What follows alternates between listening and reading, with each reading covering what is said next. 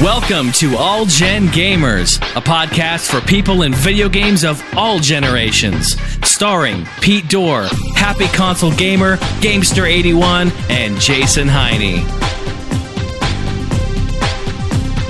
What's up, guys? Welcome back to another episode of All Gen Gamers. This is episode number 36. I am one of your hosts, Jason Heine. I have a show on YouTube called The Emulator Review. We are also joined by our usual Dirty Dozens here. We got John, Gamester81. What's up, John? What's up, brother? How you doing? Oh, I'm excellent. Hey, we also got Pete Dorr from Pete's Game Room. What's up, Pete? Not too much. And we, of course, have the Happy Console Gamer, Mr. Johnny Millennium. What's up, Johnny? Not much. And Jason, congratulations on 5,000 subscribers. Yeah. Kudos, man. That's awesome. Yeah. Thank you very much, you guys. Appreciate that. Need the applaud sound effect going on in there.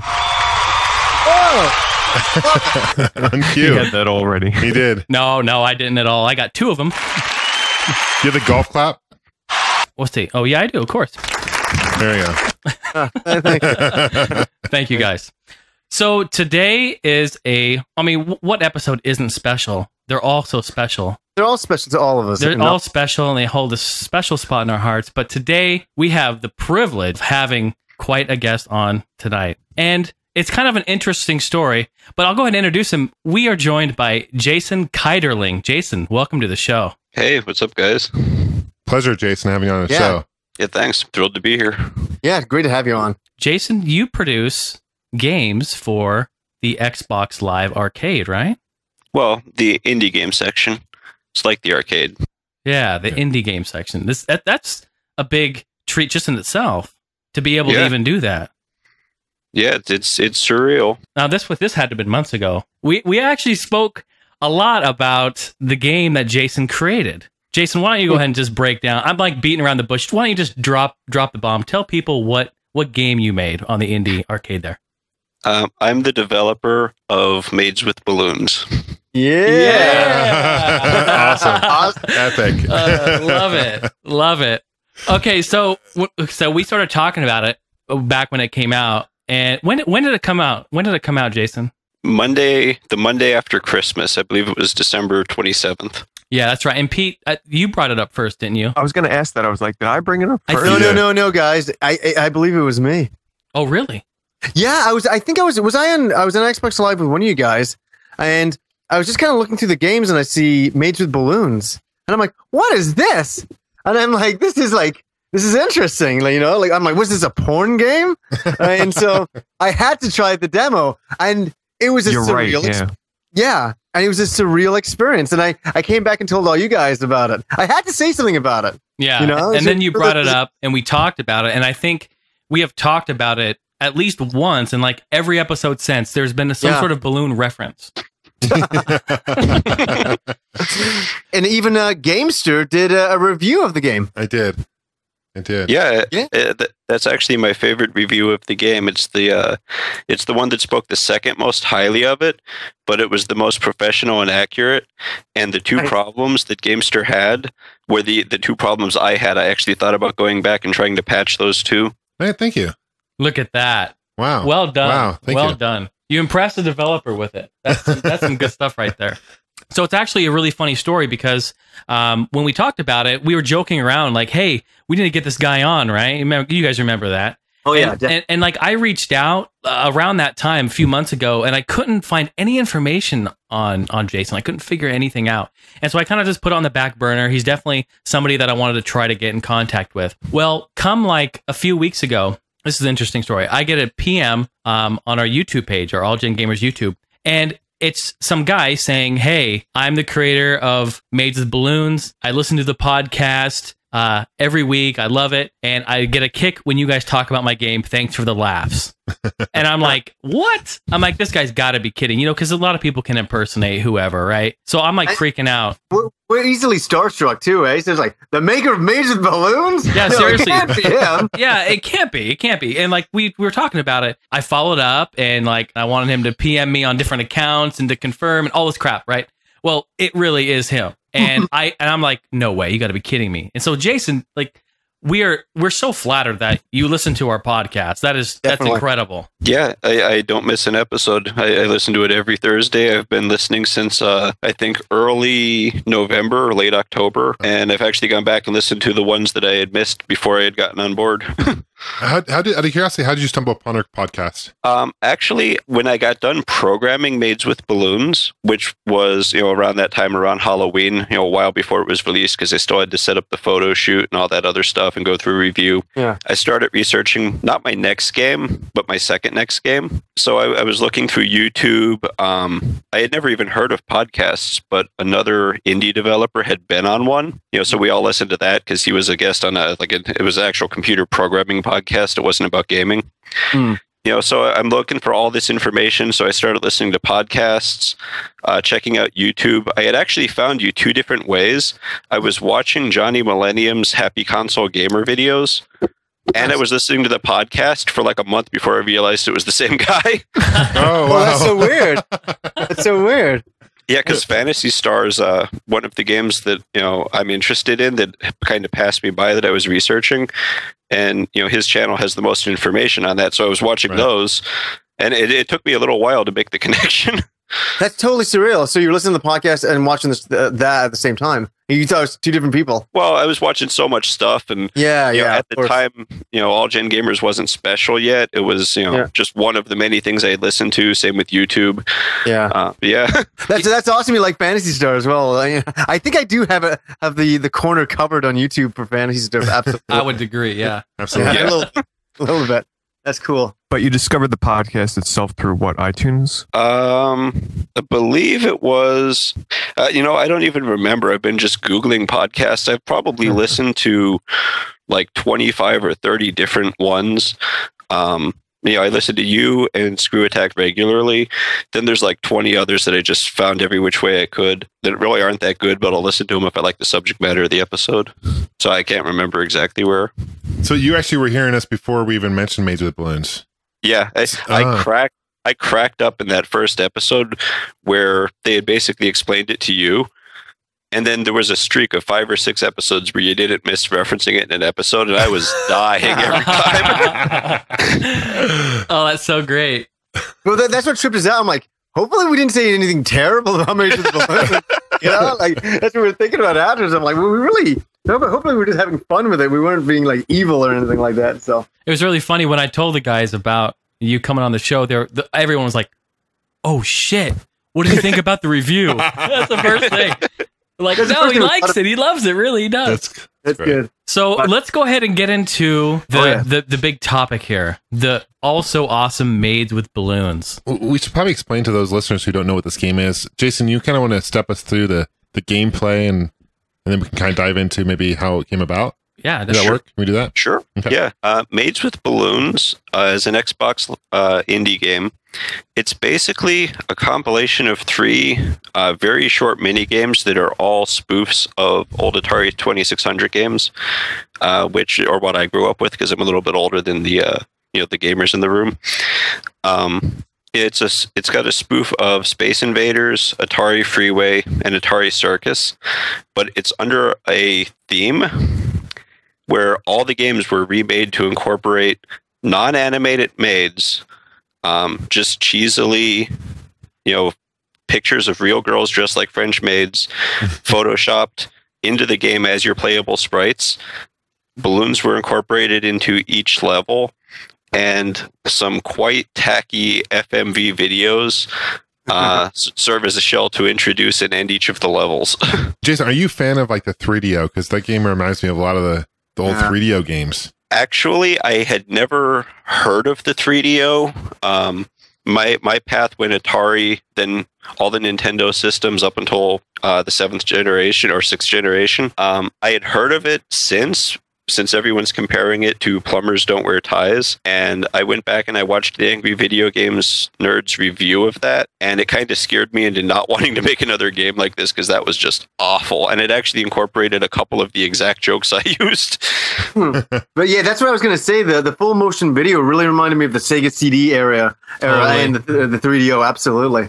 That's it. We thought maybe it was like when I was watching, I'm like, maybe he's spoofing that. And it was pure coincidence, right? Yeah, I had no idea. I didn't even realize that other people had done this on any system. As far as I knew, full motion video was only the Command and Conquer games, and that was about it. I didn't realize there were whole systems of tacky stuff like this. Oh God, there's a lot. Yeah. God, there's so many questions to ask. Okay, so when did you decide to make this game? Like, tell us about the procedure of going and making this game. Like, I kind of want to jump ahead. I want to ask about the girls. I want to do all that, but let's start right at the beginning. Well, pretty much, I'm fairly new, even to this day, at programming video games. I only started with the indie games, and that was my very, very first dabble at computer programming back in June. I had made one game, Video Poker, just basically making it while reading the instructions and like looking through tutorials. I had no idea what I was doing. I made that.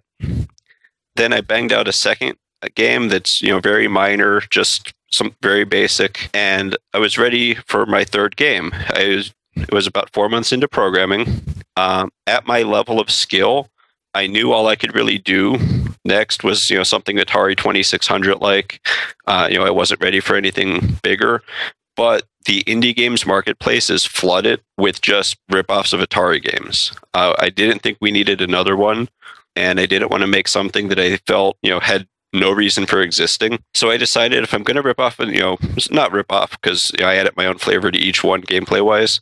If I'm going to spoof, an old Atari game or do something of that line, at the very least, I'll put 3 of them on the same, in the same game. Give 3 little multiplayer games and give it some kind of a shell to make them all fit together. Mm-hmm. And there were 2 other things that factored in. At the time, the top selling games were the games that had a picture of a girl on the cover. Not necessarily a hot girl or a professional model, but anything with a human female on the cover was selling great.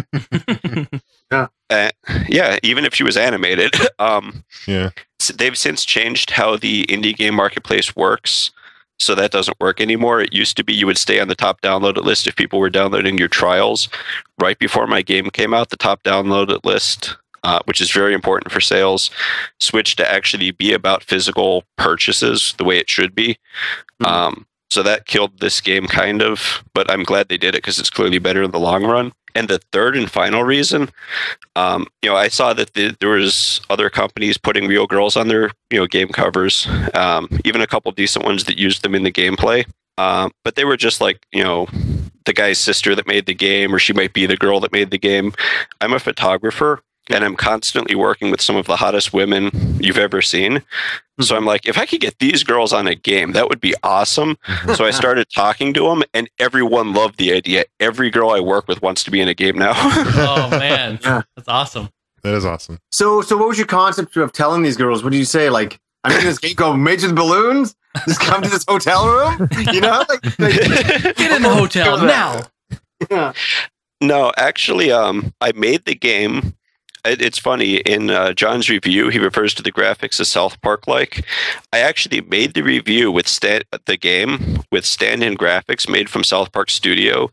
So the maids were like Butters and like Cartman's mom in a French-maid outfit because that was one of their templates with like a wig on Butters. Like, it was horrible.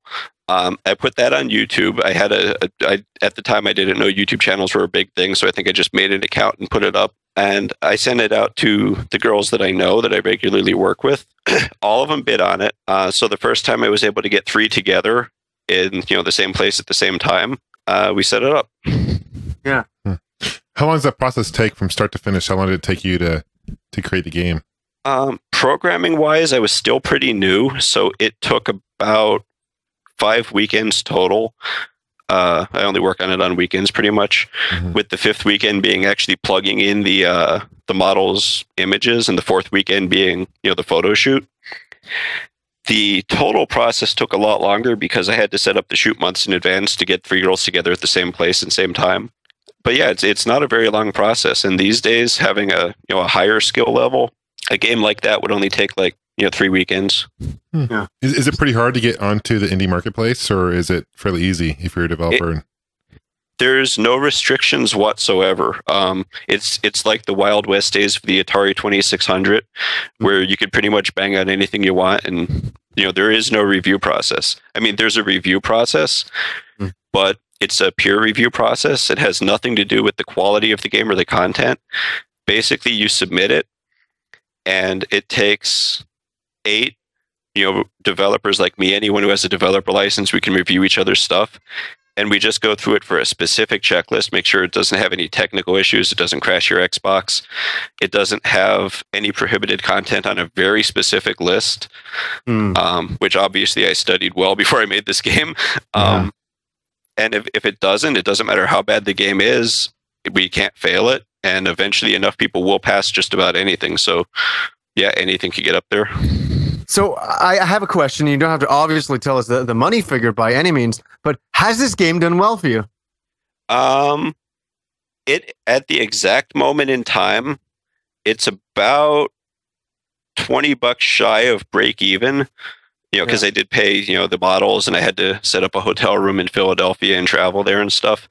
Yeah. It would have made me thousands and thousands more if I had gotten it out before the update. Oh, yeah. I'm actually quite happy with it. I do this for fun. The fact that I, made this and people talk about it and people play a game that I made is all I wanted. I wasn't looking to make money, and that it's going to be going into profit within a month is just awesome. Yeah, that's good. Yeah, I encourage our listeners to definitely check it out. I purchased it. It's like only $1, isn't it? Yeah, you can't go wrong. Just check it out. Is there going to be? Everybody's wanting to hear this. Is there going to be a Maids with Balloons too? Naked Maids with Balloons. No. Maids with umbrellas? Naked Maids with Balloons won't pass the review. That would violate one of the rules. You're going to love this. Okay. Currently, I'm working on a serious game, which I don't know if you've seen on my YouTube channel. It's something not Maids related, but I'm almost done with that. The next game I'm going to make is going to be a spiritual successor to Maids with Balloons. Oh. And the better part is, I started listening to All Gen Gamers. I started watching your YouTube channels because I was researching this game. I wanted to see what gamers want in this certain area. Yeah. So you guys are 100% welcome to give me all, any feedback you want. You can steer the direction of this game once I tell you the premise. Nice. Whatever you guys want, you can, you can kind of adopt it and let me know. Well, first of all, you can let me know if you hate the idea. And I might scrap it, but if you like it, let me know what you want in it. It's pretty much a shoe-in. Nice. Oh, man. All Gen Gamers game. Oh, my God. Yeah, that's awesome. I have kind of an idea for if you ever do come up with a Maids with Balloons 2, if you ever thought about it. And here's my idea, okay? You ready for this, Jason? Yeah. All right. I've been thinking about this after. I'm like, what would be a good Maids with Balloons 2? So basically, you take the maids, they go to a beach, okay? And they hop onto like a boat and they're going fishing. And they're basically on the very top of the screen and they're throwing things at fish. But the main boss is a big whale. It's Jason's whale. Okay. And no, check this out. Balloons whale edition. But this is what you call it. This is what you call it. Instead of Maids with Balloons, it's Maids with Harpoons. Oh, you haven't thrown harpoons at the whale. My goodness.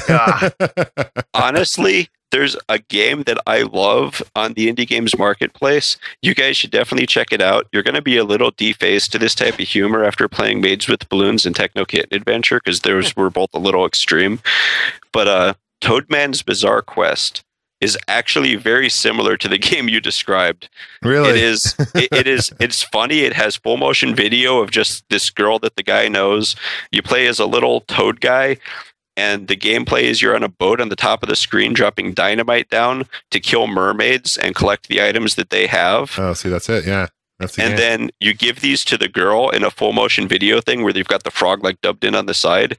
And every time, as far as I can tell, she hates the stuff and just like tells him off for like 2 minutes, telling him he's a little toad and he should be squashed. And the little toad guy just sits there trembling. And that's the whole game. And I find that hysterical. Nice. That is funny. So what was the name of that game again then? Toadman's Bizarre Quest. Toadman's Bizarre Quest. Check it out. Okay. But no, I actually have I had 2 ideas for the sequel. The one that I decided not to go with is definitely worth mentioning because it would possibly be the worst game ever. The premise would be the 3 maids would be sitting around on the internet reading reviews of their first game. And they would be horrified because people are calling it the worst game ever. Because a few people did. So they decide to prove it's not the worst game ever by finding the worst game ever. So in the first of the 3 mini games, they would find all this information about an old game based on an alien, which you could probably guess what it is. And the rumor is that it's buried in pits in the desert because it was so bad. E.T.? Yeah. So then the gameplay, they actually remake E.T., searching the pits to try to find a copy of the cartridge, the box, and the manual. Oh my God. That's hilarious. And then when she's in the pit, she blows up a balloon and holds it above her head and floats out. And then when she has all 3 parts, she has to find a spot in the game where she has cell phone service to call and get her ride home. But the whole time, the hotel manager and the pickpocket are trying to get her. It would just be horrible.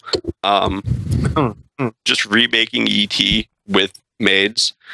The second mini game, they'd realize they don't have a system to play it on, so they have to go to the used video game store and buy one.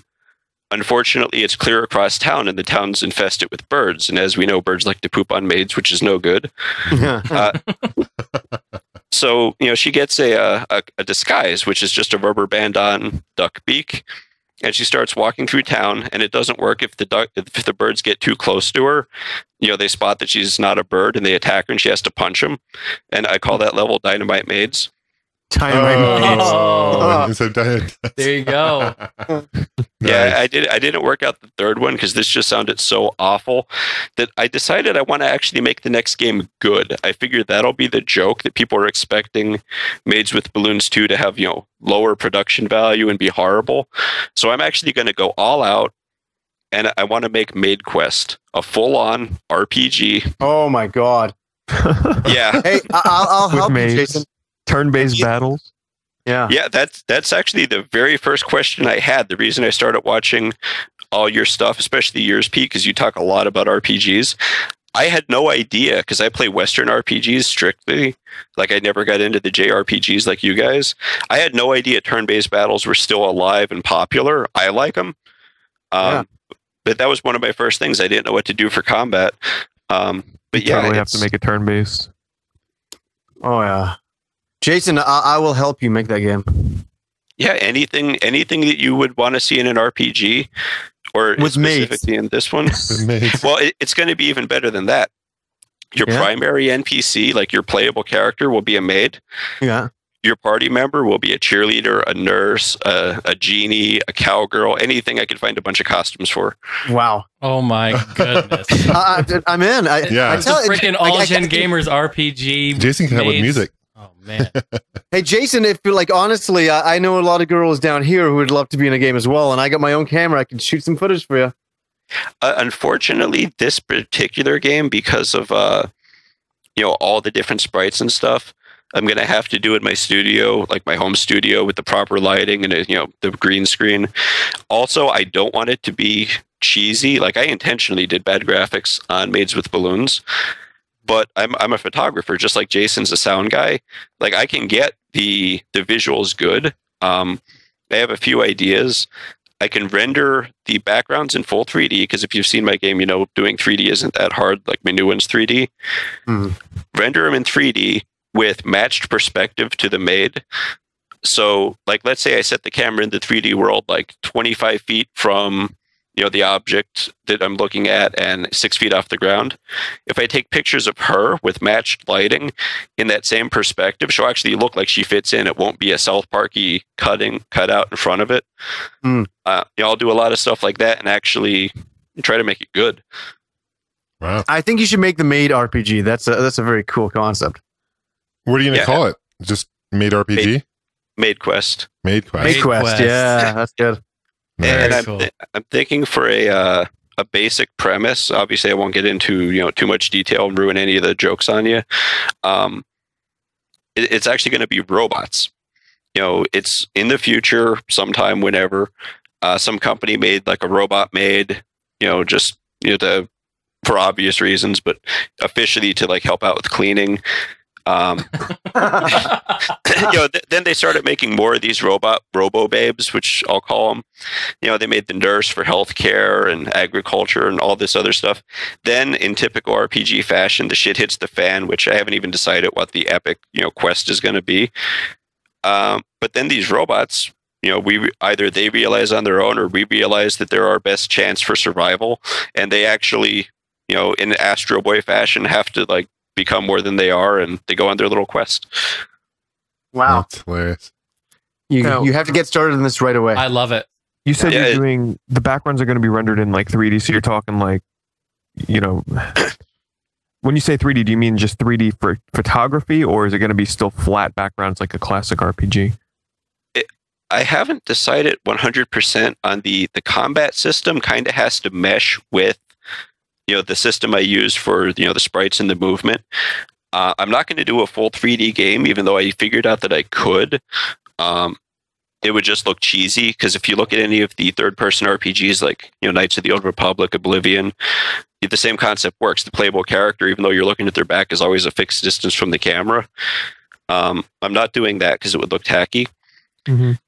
What I'm probably going to do is render 3D maps and then either make the game 3D, but only that the camera move left and right, and make it a side scroller, kind of like Paper Mario, or render the 3D backgrounds, take screenshots of them, and use them as my 2D sprites, like for the background, so that it will have this eerie, like, it'll kind of work. Like, you'll see a house and it'll be in perspective of like, what should be behind it. It would create a little bit of an illusion, which would be more than what you would expect from this.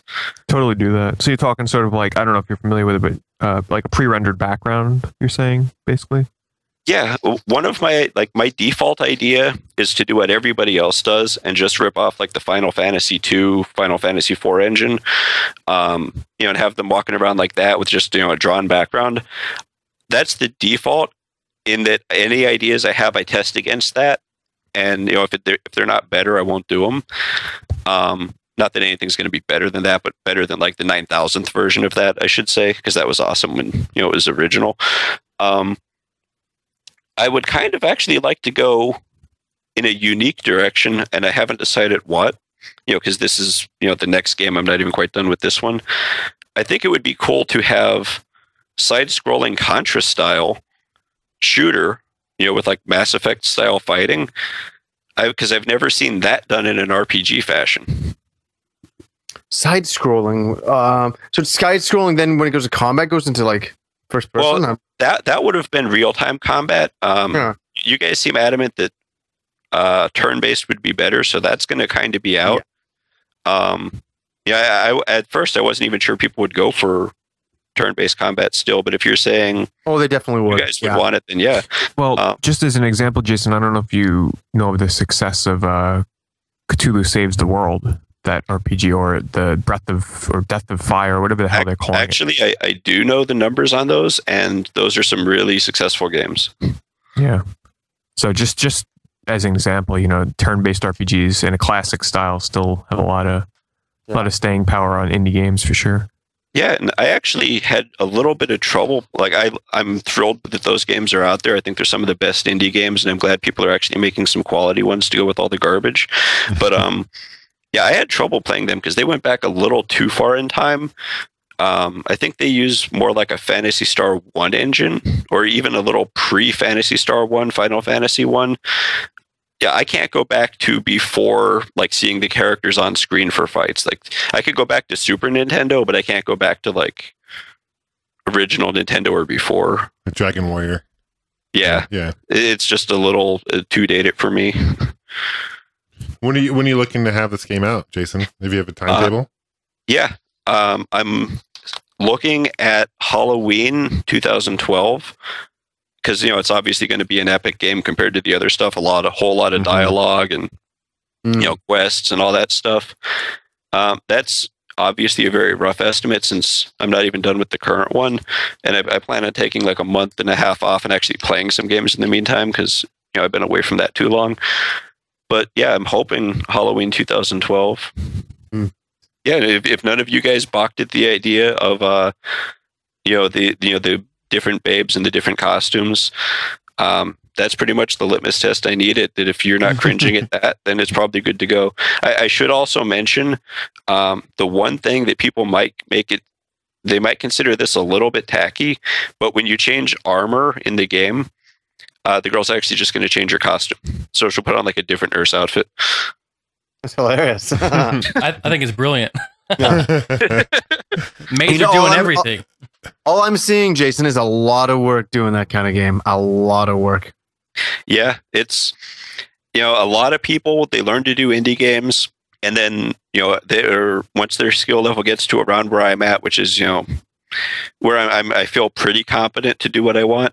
What they do is they start banging out a game every week or two. I could do that. I'd kind of rather try to make like one good one a year. Yeah. Yeah, do something that you're proud of, something that you feel good about, right? Yeah. Yeah. It's funny, Jason. I was checking out your YouTube channel, and once Jason Heine mentioned it to me, and I subscribed because I liked you have kind of some behind the scenes footage of Made with Balloons, which is cool. And you also have this example of like another game. It looks like you're making that tank game, which just looks pretty sweet too.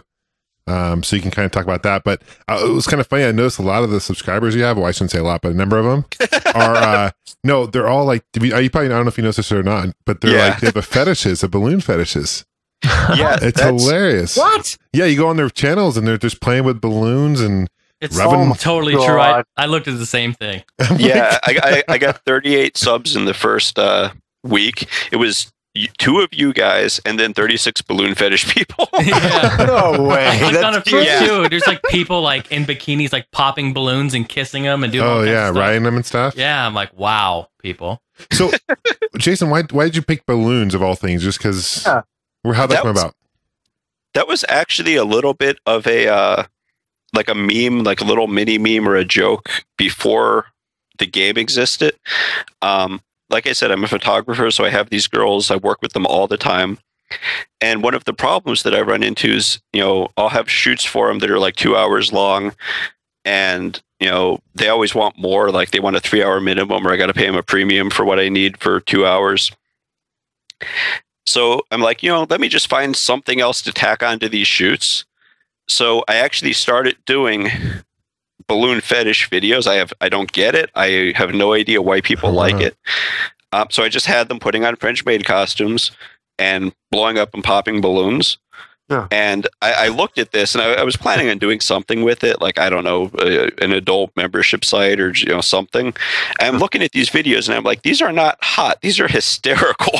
Yeah. I had no idea what to do with them. So I'm sitting on these videos, and eventually I realized that was so funny. It would make a better game. But then when I made that YouTube channel just to contact Jason, so that, you know, because I didn't have one. I'm like, yeah, what the hell? I'll throw one of the videos up that has one of the girls from the game in it. And that's why, you know, so there's one balloon fetish video up there, and that's where all the subscribers came from. I'm looking at these people right now. Oh my god. I just sent Johnny and Jason a link to one of your subscribers. We're looking at a girl in black spandex. I just sitting on a pink balloon on a chair. She's trying to pop it right now. OMG.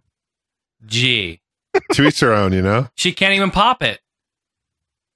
She needs some more meat on the hoof there to get that thing to pop. Yeah, I'm telling you. But you know what? I mean, you put anybody, you put those hot chicks in maid outfits, give them balloons. I mean, come on. That's like the best. You know what I mean? I mean, who doesn't love hot chicks in maid outfits? I mean, come on. Yeah, like a lot of people, especially when it was in review, were bitching that it's, you know, it's porn, it's too dirty.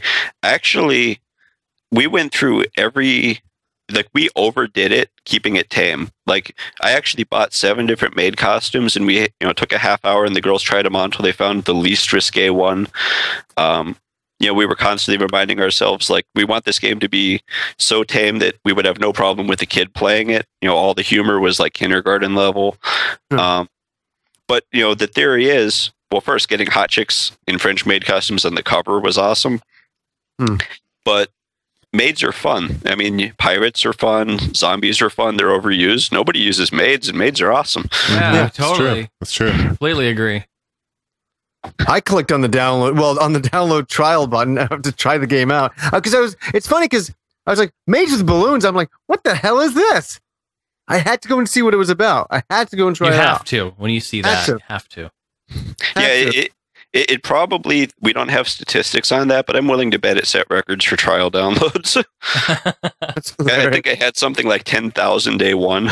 Wow. Oh wow. Oh man. Yeah, everyone wants to see what's going on with them maids and balloons. I mean, come on. Now, did you have a script or did they just kind of wing it, Jason? Actually, that's an embarrassing part for me. Originally, it was going to be with 3 girls that I had worked with before.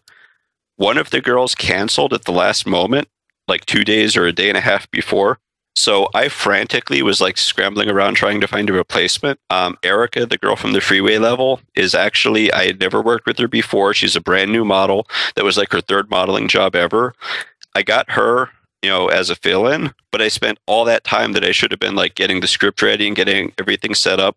So that shoot was chaos. Like I was verbally telling them what to say before we would start shooting. And then like, I'd actually stop and be like, shit, I forgot a really important part. You got to say this too. And like, it actually worked out because it added to the cheesiness because 2 of those girls are actually somewhat experienced actresses and they probably would have done too good of a job, if I hadn't done such a bad job directing and it wouldn't have been as cheesy. Right. So tell us about your other game that you have coming out. The one that you had on your video, your YouTube channel. Conquest Yes. it's an interesting game. It's a 3rd-person online tank game designed for, to be 2-player head-to-head on Xbox Live with some real-time strategy elements. The closest thing I could think of to describe it, if you've ever played Battlezone for the PC, or like a little bit like a 2-player version of Star Wars Battlefront, but not so much. It's like Command and Conquer meets Battlefront. I'm actually designing this game just for me and my friends to play because it's something we talked about. It's the game that I've had in my mind since I started on XNA, so I'm kind of just want to get it out there and like pretty much play my friends. I'm expecting, like, because of it's so niche, I'm trying to actually make a game that most people will hate, but like the 200 people that like it will love it. That's what I'm going for. It's really hard to it's a little. I'm like checking it out right now. Yeah. Yeah, it's like Monday Night Combat. You just have to blow up the other guy's base before he blows up yours.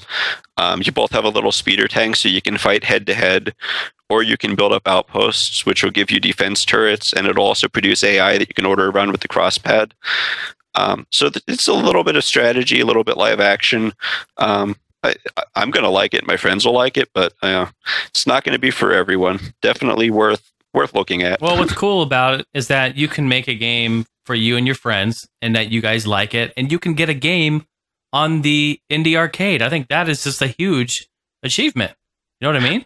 Yeah, that the 2 most surreal moments in this whole indie experience, the first time I got a game on the dashboard and I looked at the Xbox dashboard and saw my game with my name in the, that was surreal. And last Sunday, I played against one of my friends. I put the game in beta real quick and played against him. And just connecting to someone over Xbox Live in the game that you worked on and seeing his name pop up in the lobby, like that it worked, that was surreal. So those were awesome. When is this game coming out? It's almost like this Sunday. It's going to go into official beta, which unfortunately is only open to other people that have indie developer subscriptions. I'm expecting to have it completely done by about May 21st. And then I'll still keep it in beta for a little bit longer, just in case any bugs turn up. And then by the 4th of July, I expect to have it out. Now, you said indie developer subscription. So you're saying that like the 4 of us could sign up just to beta test indie games and report bugs for the hell of it? Do we have to create games, and how much does it cost, What an indie subscription is, it costs $99 for a year. What it does is it gives you the ability to create games for Xbox or Windows Phone 7, which I know nobody who makes games for Windows Phone 7. And it does let you access all the peer review, like the review games and the betas, the playtest games. We don't know of anyone who's actually signed up and isn't making games. They would absolutely love it if a person signed up and was actually a gamer and was like, checking this stuff out. Because unfortunately, with it only being us, the people that are making games, the review process and the playtest process aren't that useful because you put something into playtest and it's almost like an obligation. Like we'll go in and we'll check each other's stuff out for like an hour, but nobody's really into it. You don't really get a whole lot of feedback from it. That's why I managed to get a couple of my friends into it. That was a tedious process. It involved sending the files to their computer and like basically bypassing the the subscription and Xbox Live. And it was just a mess, actually. You should totally like suggest to whoever the heck you got to talk to, because I'd volunteer to play people's games and beta test them for the hell of it, So so that I don't have to pay $100, I'd do it on my own free time, Well, yeah, because nobody buys 100 indie games in a year, so nobody would do it. $100 just to get unlimited, play of the indie games. That's mentioned all the time. Unfortunately, Microsoft doesn't seem to be biting on it. Now, when you say if you pay the $100, can you play unlimited indie games on your Xbox, or is that only on the computer? Oh no, it's direct download to your Xbox. The only difference is, you can download the game while it's in review, and then of course, if you feel nice, you can go on your computer and pass it or fail it if you found a bug. You can download unlimited games when they're in playtest. Once they're actually released, you can't get them anymore. And if a game has online play, the playtest and the full game are different games. So if you download the playtest, you could play it against other people while it's in playtest, but once it's on, actually released, you'd have to buy it if you wanted to play it online. Pete's interested. Yeah, it's an interesting concept. Yeah, but I don't think I wouldn't pay $100 if it was $50. Hell, I'd pay $50 to play unlimited indie games. That's cool. Yeah, I'll see if I can talk to some people, but unfortunately, like I said, it's suggested all the time because I think we all realize how awesome it would be if there was like a playtest subscription that was like $20, but it doesn't seem to go anywhere when we mention it. So it sounds like you work really closely with other developers then, Jason. Actually, the XNA community is an interesting community. We have all kinds of forums and stuff like that, so we know each other. But it's like stand-up comedy. It's very stab in the back. All that developers on the indie game seem to do is rip off each other's games, make a clone of what came out last week. It's not a really friendly place. A lot of animosity. Interesting. Yeah, I could believe that. Yeah, rock, paper, scissors came out, and now there's like 6 rock, paper, scissors games on the dashboard. Like, we really even need it one. It's pretty bad. How many indie games are on Xbox Live currently? Do you know the number? Last I checked, it was just shy of 1,500, but it seems like they're getting about 2 to 3 releases a day now that everyone knows how to do it. Wow. It's time to do an epic Maid RPG game. Oh, Maid Quest. Maid Quest. Yeah, we're waiting for it. Is it done yet? Well, hey, I have the reason I want to do an RPG is that's the type of game, like a lot of people make indie games and I don't see the point in it. It's like, yeah, you made a game, but it looks really like you tried to just be corporate about it. Nothing, there's no innovation. RPGs are the type of game where when I play them, because I've played a lot of RPGs, you guys wouldn't think so, but like most people would. I'm constantly like, they should do this in an RPG. They should do this. I hate this. It should have this. Like, I already got from listening to your podcast that I need a world map. I need a game clock. Turn-based combat is in. Yes, put in game clock, please. World map. Yeah. It's so awesome. Like, he's listening. Look at this. It's so cool. He's like telling us. I want to know how many hours I've played your game. That's what I want to know. And like I've got a whole list of stuff that I would want to put into an RPG. Well, if you guys come up with any, it doesn't even have to be right here on the podcast. I'll leave you my contact info if you're like, all RPGs need this, or I've never seen an RPG with this. I want this in. As long as it doesn't like conflict with the stuff on my list, it'll be in. Yep. Awesome. Wow. So cool. Epic. Yes. Epic. How much would it cost to make a game like that? Like, what is there like? Do you say to yourself, "Oh wait, this is going to be too expensive"? Do you put a price limit on what you're going to do? What are your thoughts? My thoughts on that: most indie games have a budget of exactly $0. Of course. The only thing that costs any money is like, other than maybe you'll go online and buy like a sound effect or a sprite for $2. Yeah. is actually paying the girls. Now, okay, here's something. Why do you have to pay the girls? Well, here's the thing. When I put out a model release for that fill-in spot for Erica, everyone jumped at it. Like, I got so many people. I did the shoot in Philadelphia for Maids with Balloons, and I had so many people responding to that casting call. I couldn't even tell them no fast enough, once they signed somebody. So if I were to just go with, any model talent, I could get them dirt cheap. Well, you can get them for free. Like, you just say, hey, I'm doing a free shoot. I'm working on a video game. It's a non-paid gig, but you would get credit. You'd still get a ton of people. I would, but here's the deal. The girls that I work with in my photography, for one, I want to, they're my friends. Like, I know them pretty well, so I want to do it for them. It's also, like, I'm going to have shoots set up with them anyway. So I'm basically getting them at a discount because this is just going to be like hour 3. So instead of paying them extra per hour for 2 hours, I'll just like tack this on kind of. Right. Yeah, that makes sense. Also, a lot of these girls, if you start Googling them, they are some of the hottest women in the world. Like I've worked with Martina Warren, who was Penthouse Pet of the Year 2005. Charlie Lane, Penthouse Pet of the Month, February 2006. I've already talked to Emily Addison, who I've worked with. IGN did a write-up on her for Babe of the Day once. Like, these are some really hot girls. Like, that will help a lot more than going with whoever I could get locally for free. Well, just keep it. I was just thinking keeping it free, keeping it cheap. You'd be surprised what you can do. Well, also, for some reason that I don't understand, Microsoft pays us for doing this. So, like, I don't even look at it as for money. I look at it as like, okay, the game is going to make that much money. Well, hey, they're not only letting me make a game, they're giving me a budget. Yeah. Nice.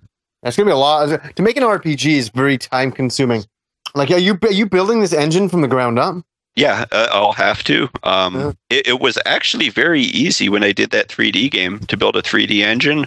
Yeah. So it's really like, this XNA software, it's come so far that you would not believe how fast you can make games. Like, if you were to make a ripoff of Halo, like an exact clone, except with, mediocre graphics, because you can't do that kind of graphics by one person, it would seriously, if that's all you did, it would take like 2 to 3 months. Yeah. Like, the technology has come that far. It is really fast. Yeah. Yeah, look forward to this next game. It's going to be very cool. We'll have to have you on again when the game comes out and talk about it. For sure. So now that the dust has settled for Maids with Balloons, what do you think of it now? Like, you set out to make this game. Did it live up to your expectations? What are your thoughts? Well, I'm absolutely thrilled that everyone was talking about it, because that was the important thing. I wanted everyone to say, "What the fuck is this?" I know got that. That's what I wanted. I wanted them to download it and start it and say it 6 more times. I seem to have gotten that. I actually do have a couple things that I didn't like that I think I did that were poor choices. The biggest problem, there's a couple restrictions. If you make an indie game, you can't use the Kinect sensor, and you can't have online leaderboards. Those are just the 2 big ones. Well, I chose 3 Atari games that were go for score type games, and having those on Xbox without a leaderboard is just pointless. Like, you play the game, you laugh at it. If it had a leaderboard, it would have actually been something. Yeah. But who's just going to sit there? I mean, there are a few people who have contacted me, sent me screenshots like, look, I got 2,180 points in Beach, but like, it's not the same. You need a leaderboard. Yeah. Since I couldn't do one, I should have did a different style game. I should have done 3 games like Adventure where you solve the game, or just something other than go for score. What is your highest score, Jason? Honestly, I don't have a high score because I played so many iterations of it when it was in trial that it's all blurred to me. Like, yeah, sure. I might have got 1,600 once, but then I upped the speed on the birds, and it's just a blur because I played too many versions. Hey, what did the girls think of the game after you were done and they got to try it out? I haven't actually heard them try it.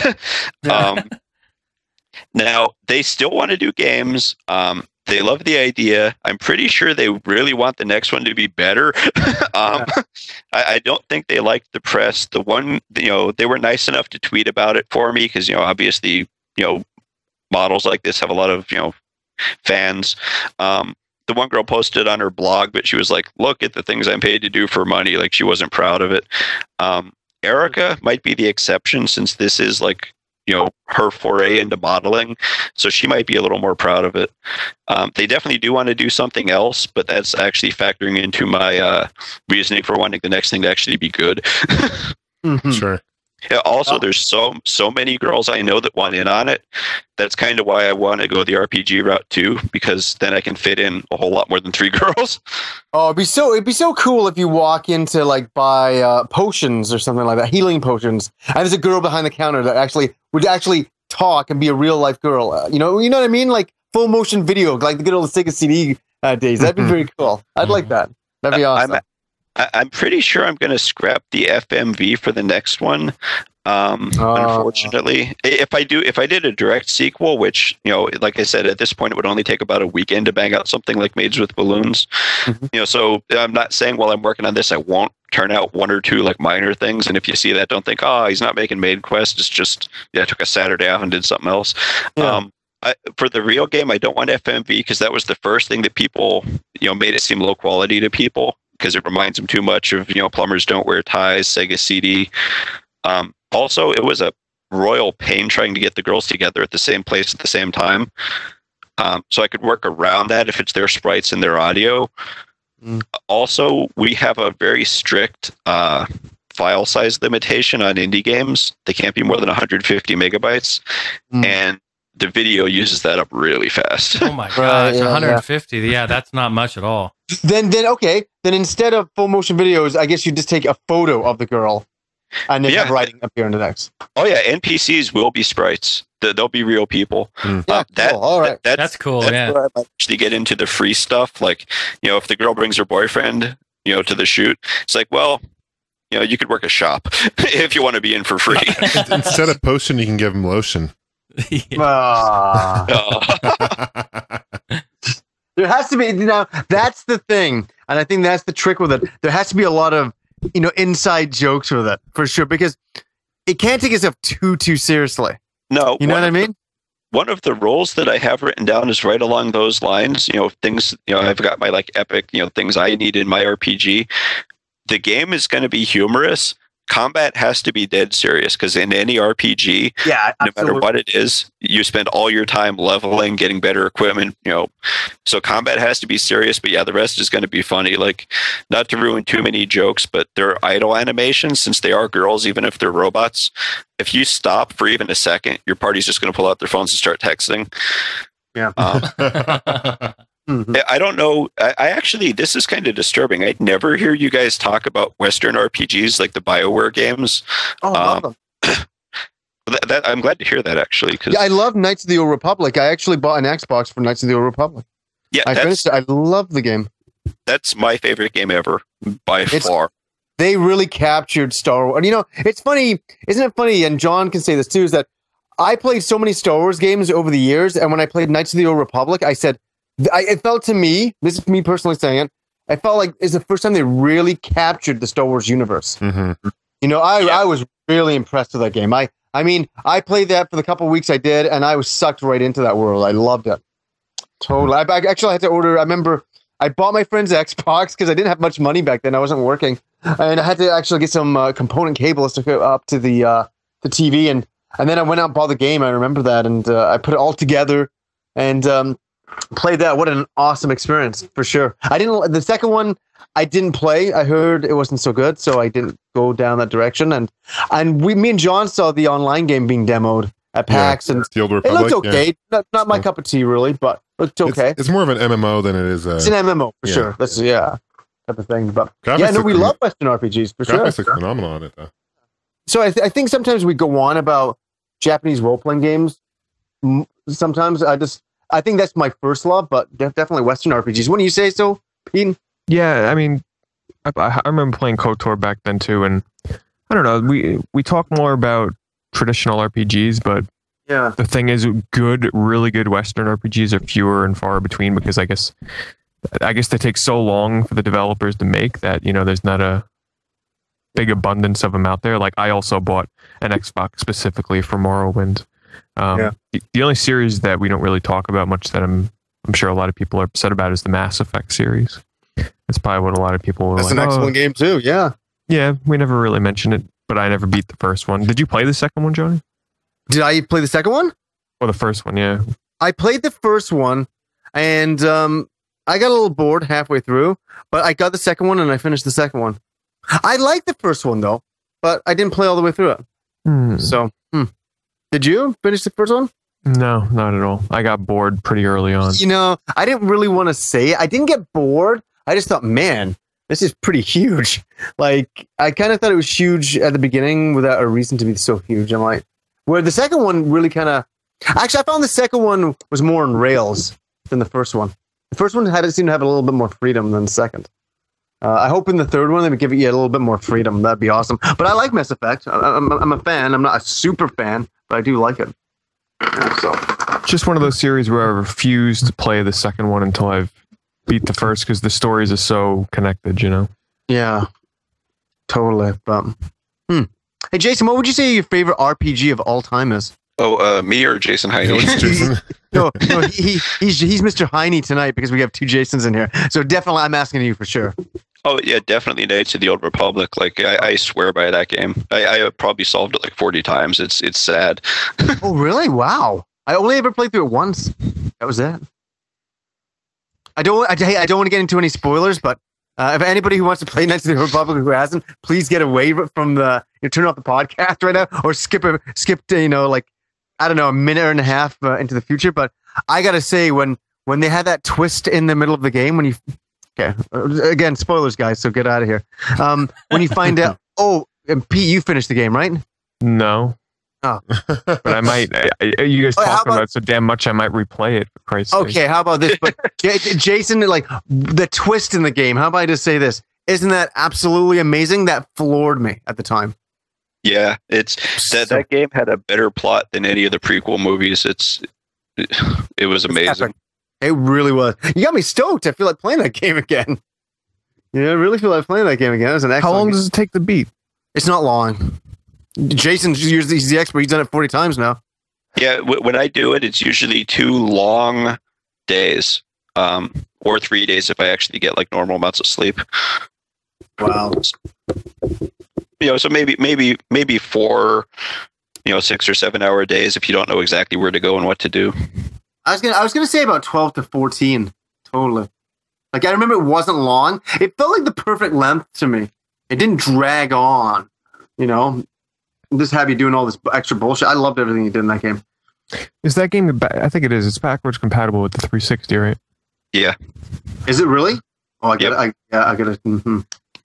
I got it. It's a little expensive. Get on that. I hope you didn't get rid of your copy because it's gone up in price. Really? What does it use copy? Is it really? I think it's like 45 when I was checking. Yeah. Well, up compared to a used game, it's still below full retail. Mm-hmm. Any used game that's from that era that is close, if not exact retail price, is probably, I'd consider that expensive, honestly. Very rarely do games hold their retail value over the years now. Almost all of them go down. RPGs are the only ones that seem to really do that. No, you can actually get it for $20. I'm looking on eBay here. Oh, sweet. Yeah, not so bad. $18 with $2 shipping. Not so bad, but yeah, you can get it really cheap if you get the platinum hits. You can get that for $10 with shipping. That shipping's included in that, so that's not so bad. Yeah. The weird thing is, I don't know what the fuck happened to my copy. I don't know what the hell happened to my copy. Maybe it's like on the shelf somewhere or somewhere. I don't ever remember selling it. Like I didn't sell games back then, so. Well, Jason, what are your thoughts about the second one compared to the first one? Knights of the Old Republic 2. Right. Obsidian, it didn't do a good job with that. That wasn't a BioWare game. It was good because BioWare's first game was so great and it was reminiscent of it. But, technologically, they tried to pack too much into the game, with, fancy scenery, and it just made the frame rate stutter during battles. The innovations they added to gameplay were unnecessary and, just hurt it. Their story was pretty inconsistent with the Star Wars universe too, so I didn't like that. Really, it was definitely worth playing if you loved the first one because it was more of it, but it wasn't too good. Right. So you know what I think, Jason? I think we should do a bikini car wash game. Yeah. It's like fucking slow-mo with the soap. They're like washing Ferraris. Yeah. They're washing that'd be perfect for the Bugattis. Kinect. They're out there. With a Kinect. Unfortunately, I studied those rules thoroughly, and that game would violate them. You can't have any content that's designed to drive a sexual reaction. Huh. Well, That's actually how it's Well, phrased. what's Maids with Balloons? I got very sexually active on that one. I was very horny. Very horny. What's up with all those massage games? Yeah, very horny. you're so They, horny. They managed to barely work them within the rules on all of them. Like the massage games are officially a massage. Maids with Balloons, other than the fact that the girls are really hot, there isn't a direct sexual tie. Like they're maids, but Mario's a plumber. Like just maids in themselves aren't a violation. And the fact that I cast really hot girls, they couldn't, get me for that. Right. And it actually ended there. There wasn't one more tiny, sexual reference in the whole game. That's true. All right, fine. I want to go home. I want to go home and play it again. Yeah, definitely. Yeah, I bet you do, John. I bet you do. Meanwhile, he's got his own blow-up balloon there. He's like, oh, yeah. Dude, Sitting there on the couch with him playing, Jason should come up with shirts and shit. Maids of Balloon shirts. Honestly, I would love to just start banging out some sequels to it and make it a franchise. Yeah. And then, I don't know how much it would cost. I'm sure it would be insane, but rent a little booth at PAX and have the girls in maid outfits handing out balloons. But I'm not sure I want to just do that. Yeah. I don't know. Maybe in time, make the franchise big enough. Yeah. That's no joke, Every time I hear somebody bash it, especially inside the indie community, it just makes me want to make it drag on more. I want to make a sequel every time I hear somebody, put it down. Maids with Balloons 26, that'd be unbelievable. It's like the Now, that's what I call music CD compilations. You guys remember those? I remember Now and Now 1 and 2, and they're like Now 80. You know what I mean? Yeah, exactly. That's hilarious. I just bought Knights of the Old Republic of eBay. I don't know if I think I should still have this. Sounds so bad. I don't know I don't know where it is. And I haven't seen it for about 5 years in my collection. So I'm just going to buy it. The stupidest thing I ever did was probably around a year ago. I was on Amazon. I was like, oh, wow, that movie's out there. No, I got to get that old sci-fi movie. And I ordered 5 movies. Sorry, it actually was a little bit more, it was about 7 movies. And when they all showed up, I'm like, cool. I walk over to the shelf. I had 3 of them. I was like, I'm getting stupid. You're getting past a joke when you're doing that, but you know what? I bet Knights of the Old Republic's going to show up, and I'm going to go over and go, "Oh, that's where it is." I don't think so, though. Yeah, you can send a copy to Pete. Yeah, you have a copy though, right, Pete? Yeah, I do. Of course, yeah. I don't have to my copy, but talking about that got me kind of nostalgic again. I have to pick that up. You do that with the cheap games, though. I was talking about that earlier. It's like I double buy cheap games all the time. Yeah, they're like Listen to $1, $2. I just double bought a 3DS game. Really? I'm not even kidding. What? Oh. Yeah, not even kidding. Why? I'll get into it later though when we talk about the 3DS, but I totally just double bought a 3DS game and I didn't realize. You didn't realize. There you go, Jason. Maids and Balloons on the 3DS. What do you think? I think I'm a little over my head if I start expanding off of the Xbox. It's what I know. And the XNA is designed specifically for that and Windows. So I could make a PC version nice and easy, but yeah, 3DS is a little out of my league. Oh, don't sell yourself short. There's a whole other audience out there. I'm in on the PC port. Maids with Balloons in 3D. That's just incredible. The balloons are coming right at you. Click here. That'd be fucking amazing. Click my balloons. You probably have to film it in 3D, which you have to use a 3D camera, I imagine, too. Any other questions, guys, for Jason? No, I'm just, every question about Maids with Balloons has been answered. It's incredible. Jason, is there anything else you want to add? I think you missed the most important question, which is when can you get the girls on? If you guys want, I'll be thrilled to contact them and see if they'll get in touch with you. I don't know if you're interested. I don't know. They were in a full motion video scene. I don't know what to say. So how was it in that full motion video scene? Well, have you looked into the the specific models that were in the game at all? Okay, can I just ask, who are these girls then? I don't know. I'm pretty innocent out here. I don't want to ask you what you do for a living here. You keep hinting at it. I don't know. He's a photographer. He said that. Well, yeah.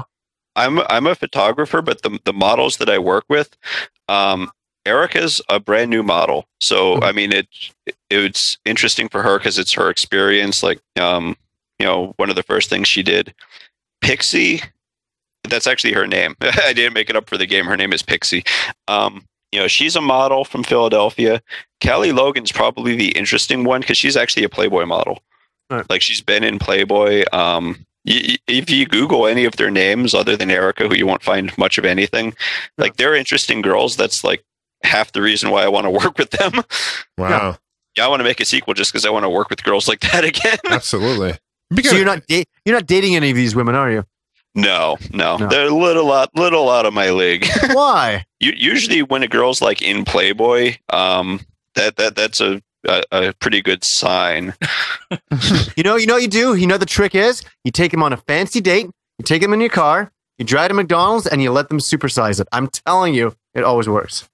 Well, coming from the Love Talk Guru directly, I kind of want to believe it, but I'm a little skeptical. Say, hey, baby, I told you could supersize it. We went there, but she got it. But here, Jason, here's my philosophy of those super hot girls, because you think 99% of the guys out there are thinking the same thing you're thinking. I'm out of the league, right? So I'm sure half the time they're probably lonely. They're probably looking for someone to come up to them. Yeah. And seriously, girls are different than guys, where guys are kind of like, wow, she's hot. Girls aren't necessarily looking for looks. They're looking for personality, looking for people they can actually hang out and have a conversation with, right? And you seem like a nice guy. You seem like a cool guy. I'm sure you never just don't cut. Just don't yourself short. Yeah, I go for girls that are out of my league all the time. Just as a photographer, it's a really taboo thing to try to ask out the models you work with, because they get that constantly. Yeah, also, I happen to specifically know that all three have boyfriends. Okay. Mm-hmm. I did my research. Have them all over. Get the girls, getting ready, and then go murder all the boyfriends. It's really easy. Just bring in a 50-piece chicken nugget. Yeah, exactly. Supersize it. Put it on the Lazy Susan on the table and just spin that fucking thing. I think it'd be interesting. I mean, I don't know what we talk about though on the show for too long. I mean, are they mentioning the games at all? No. Yeah. Yeah, I don't think any of them even own a console. Have their boyfriends played the games at least? I don't know. I don't really hang with these girls because they live all over the country. Yeah. Each one had like an 80-mile drive to Philly. It was, they weren't that closely located. So I don't even think I've ever even met their boyfriends. Yeah. Yeah, so it might not be an interesting show, but I don't know. You might want to do it and then not use that one anyway. We'll leave it up to our listeners, and we'll open a forum question, see what their feedback is, and see what they think. How's that? That's a good idea, John. I like that. For once, John, that was a great idea. Thanks. No, I didn't say for once. That was epic idea, John. I love you, John. Ever in your life, that's a good idea. I love you, John. Oh, shucks. Oh, shucks. Oh boy, he's always coming up with the good ideas. Once in a while. Well, Jason, thank you so much for being with us. All right, it's been awesome. Anytime. Yeah, we should have you on again once you have some other games out, and we'll talk, catch up on those. But it's been fun, man. All right, awesome. Thanks for joining us. Definitely, everybody out there, download Maids with Balloons, and no masturbating. Right. No masturbating. And check out his game Conquest coming out very shortly. Yeah, and no masturbating to that either. That's coming out. What did you say is coming out? July 4th, right? Yeah, I expect to have it out by July 4th, but I'm glad you mentioned that. Before I go, if I could, there's one thing. I don't have the sound done on that game yet, and I know Jason has, extensive background in that. I don't want to waste your time doing it here on the podcast, but I have your contact information. Would you be interested in if we could work something out, maybe doing some of the sound effects or scoring for that game? Oh, absolutely, without a doubt. I would love to be a part of that. All right. Well, I'll hit you up like tomorrow or so. When you're not quite so busy. Absolutely. Excellent, Jason. Thank you so. I'm honored. That's incredible. All right. Thanks. Look forward to it, and we'll keep listening. Thanks. Hey, thanks for listening. I appreciate it. Thanks for being a part of it. Thank you. Take care. Take care. No, that's cool, man. Wow, that was good guess. excellent. Jason's a good guy. Good guy. Yeah, definitely. So hey, we got a lot to talk about. I've got about an hour left at the most.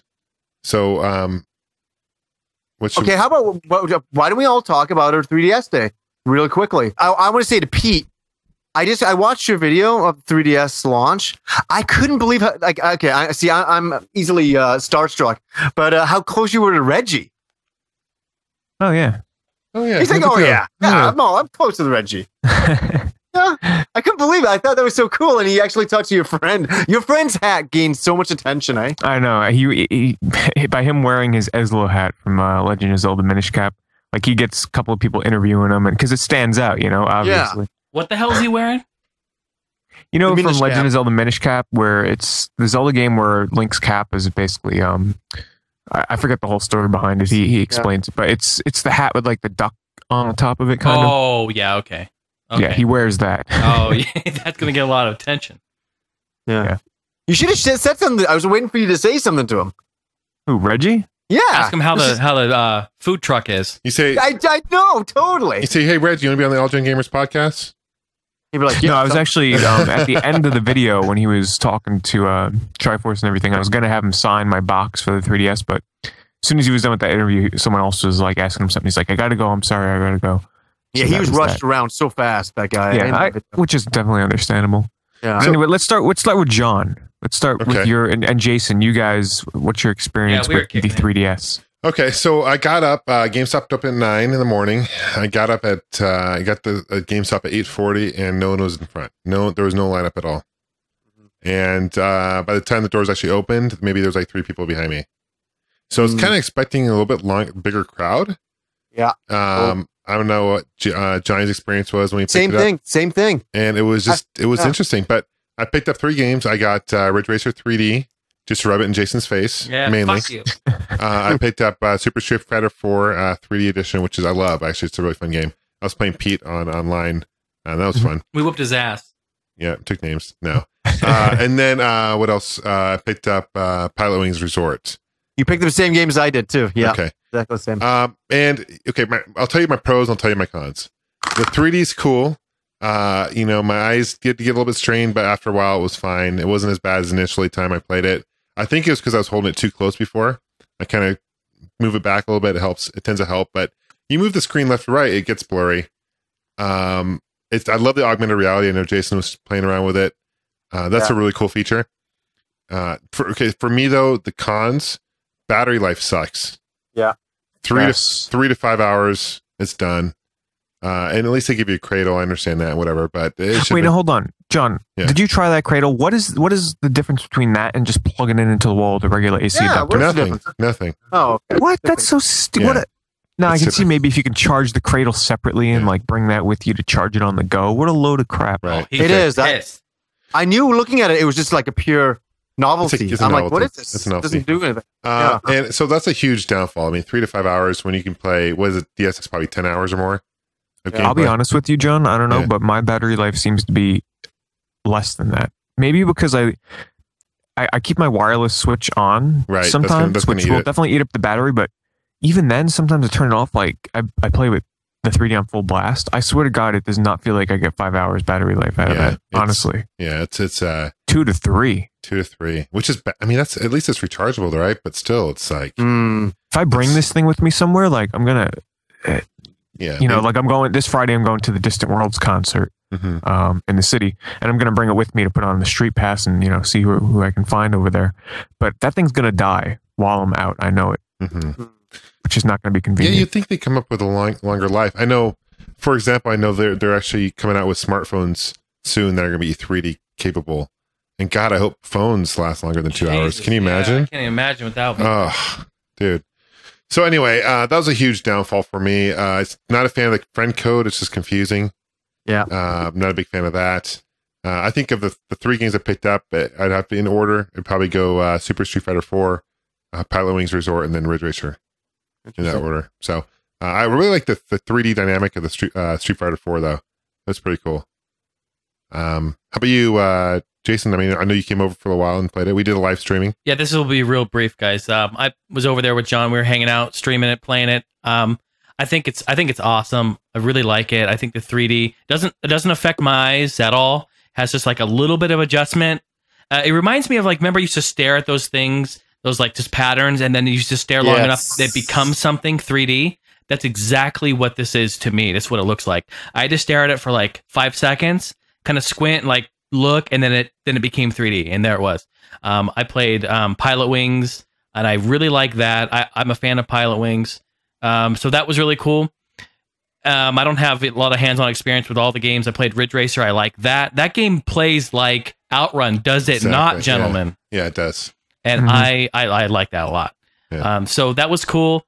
One thing I want to just jump in on Ridge Racer 3. I don't know, Johnny, if you've experienced the same thing, is online. I couldn't play anyone online in all the rooms where there's no rooms. No one's playing. There's no online. There's no online? I haven't gone online. Oh, there is no online. Well, why does it give you an option for online if there's no online?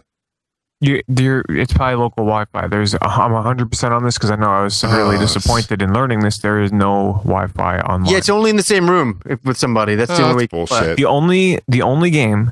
Now I'm kind of pissed about this because all this time it's like, oh, this game's going to have online. It was rumored that Asphalt was going to have a player online, and then it was said that Samurai Warriors Chronicles was going to have 2-player online. And then no, the only game that ships in the launch lineup that has true online is Street Fighter, and that's it. Wow. See, that's a bummer too. Yeah, that's tough. How about you, Johnny? It's funny. My experience is exactly the same as you. I went to EB Games. I got there at 10:30. It's opening up at 11, and I'm like, there's nobody there. I'm like, and I get a text from my friend saying, "Hey, yeah, I picked up everything. Yeah, blah blah blah blah." And I'm like, how can he have everything? So I drove over to Best Buy, and that's still not open. I'm like, okay, what's going on here? And so I'm like, that's weird. Then I look over at fucking Walmart there. I'm like, Walmart. I walk into Walmart. I go to the video game section. They've been open since 7 in the goddamn morning. So if I really wanted to get it, I could get. They had tons of machines, tons of games. I bought all my games from there because they were $1 cheaper, stupidly enough.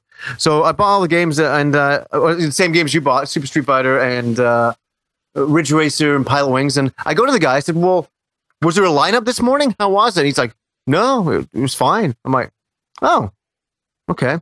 I'd already put money down at my EB, so I had to go over there. As soon as I go back across the street, there's a fucking lineup at EB. I'm like, like a lineup that's not annoying, but I had to get into it because I put as I say, money down. So I'm like, and here's the funny thing, guys. I finally get in. I finally get up to the counter, and it's a girl working the counter, and she's like, oh, are you excited about the 3D? I'm like, I guess so. I really didn't. I wasn't really excited about this launch. I was excited about all the months we talked about it, but standing there and getting it, I didn't really. I don't know. I didn't feel any hype. I'm like, yeah, I'll try it when I go home. It'd be interesting. But when I got home and I plugged it all in, I was very, very happy. I'm very happy I picked it up. It's very cool. That the AR is really cool. Playing. Oh, was it Face Raiders? Oh, I think that's totally awesome. Yeah. So I have to ask you, Johnny, how are your eyes? Well, now here's the problem. So I played it for about half an hour, and I just started to see like white dots, and then I started to feel kind of dizzy, and but I couldn't stop playing. I was playing Ridge Racer. I couldn't stop playing, and the next thing I know, it's darkness, and I'm like, what the hell is going on? And I feel somebody grabbing my hand. Right, and it's my mom and my sister and my girlfriend all beside me, and I'm in the hospital, and I'm like, what the hell's going on? They're like, your eyes became so swollen, that we had to call in an ambulance. So an ambulance came and got me. I didn't know any of this, I was completely passed out. You blacked my out. eyes, I guess it become so inflamed, it ruptured my brain or something. That's not very hard to do. It kind of put me into a momentary coma. And so I woke up, and the doctor's staring at me. He's blasting this light into my eyes, and my eyes are so sensitive. you know? And he's wiping a bit of blood off my eyes, and I was getting freaked out. I was like, what the hell am I? What's going on? And he's like, yeah, he's like, you're doing okay. He's like, but we had to keep you overnight. And I'm like, really? He's like, yeah, we've never seen this kind of reaction from a video game machine before. And he said, yeah, he said, we're phoning up Nintendo right away. Like, this is bullshit, he said. That's his exact words. His exact words as a doctor was, this is bullshit. And he said, we're like, and as I'm sitting there, there's like 10 other people getting carted in, you know, and they're ripping the 3DSs out of their hands. Right. And there's kids who are like stealing them off these patients at this point and are running off into the rest of the hospital. You know, it really was like anarchy. And I want to thank, you know, my family for being with me during this difficult time. And the doctor, he got in touch with Nintendo and said it was bullshit. And they listened to him and they said, yes, sir. A lot of people have said this is bullshit. And I'm totally joking. And I had absolutely no problems with my eyes at all. I really didn't. I feel, you know, when I was playing it, I'm like, I just feel like it's not eye strain. It's just like, I feel like I'm concentrating a lot. Mm-hmm. Then when I stop, I'm like, it just takes me a moment to adjust to get back to, you know, having sex with a donkey or something. You know, I thought it was a goat. Well, I like a lot of different animals, John. See, Johnny, the problem is though, I know exactly why you're having problems with your eyes. You didn't read the manual. You didn't read the safety. Oh, you got to be 7 and older. So, you know, that means it's funny. You know that before means I passed out, the girlfriend was going, "Wait, don't do that," and then I was gone. Johnny, I just realized something, Johnny. Yeah, your girlfriend can't play the 3DS, because she's under 7, right? Well, yeah, she is, and that's the problem. She's going to be 8 this year, and you know we're probably going to break up. That's just too old. It's just way too old. You know, once you start getting pubic hair, it's done. If there's grass if there's grass on the field, you know it's not ready yet. You've gone too far this time, Mr. John. It has gone too far. Okay. But the 3DX experience was fantastic. Okay. I love it. I'm so happy I bought it, but I want more software. And here's I got to add this, my last piece. Super Street Fighter is my least favorite game, and I love Street Fighter. Oh wow, yeah. I don't really see the need for it to be in 3D. Here's the kind of thing that's kind of interesting about the Street Fighter for the game is you have those buttons, those like you just tap and they do that. I love those things. Love them. I like them too. It's cool. It's just a different kind of unique thing, you know. It makes the game a lot easier, honestly. Honestly, well, yes. I like it because it makes it more. Street Fighter has always been about the timing of your moves, and honestly, I've been doing so much better myself, like playing people online. I was playing people online today, and I was doing pretty decent because I was getting the timing down of when to use this attack, when to follow it up, without having to constantly think about doing the inputs for these moves.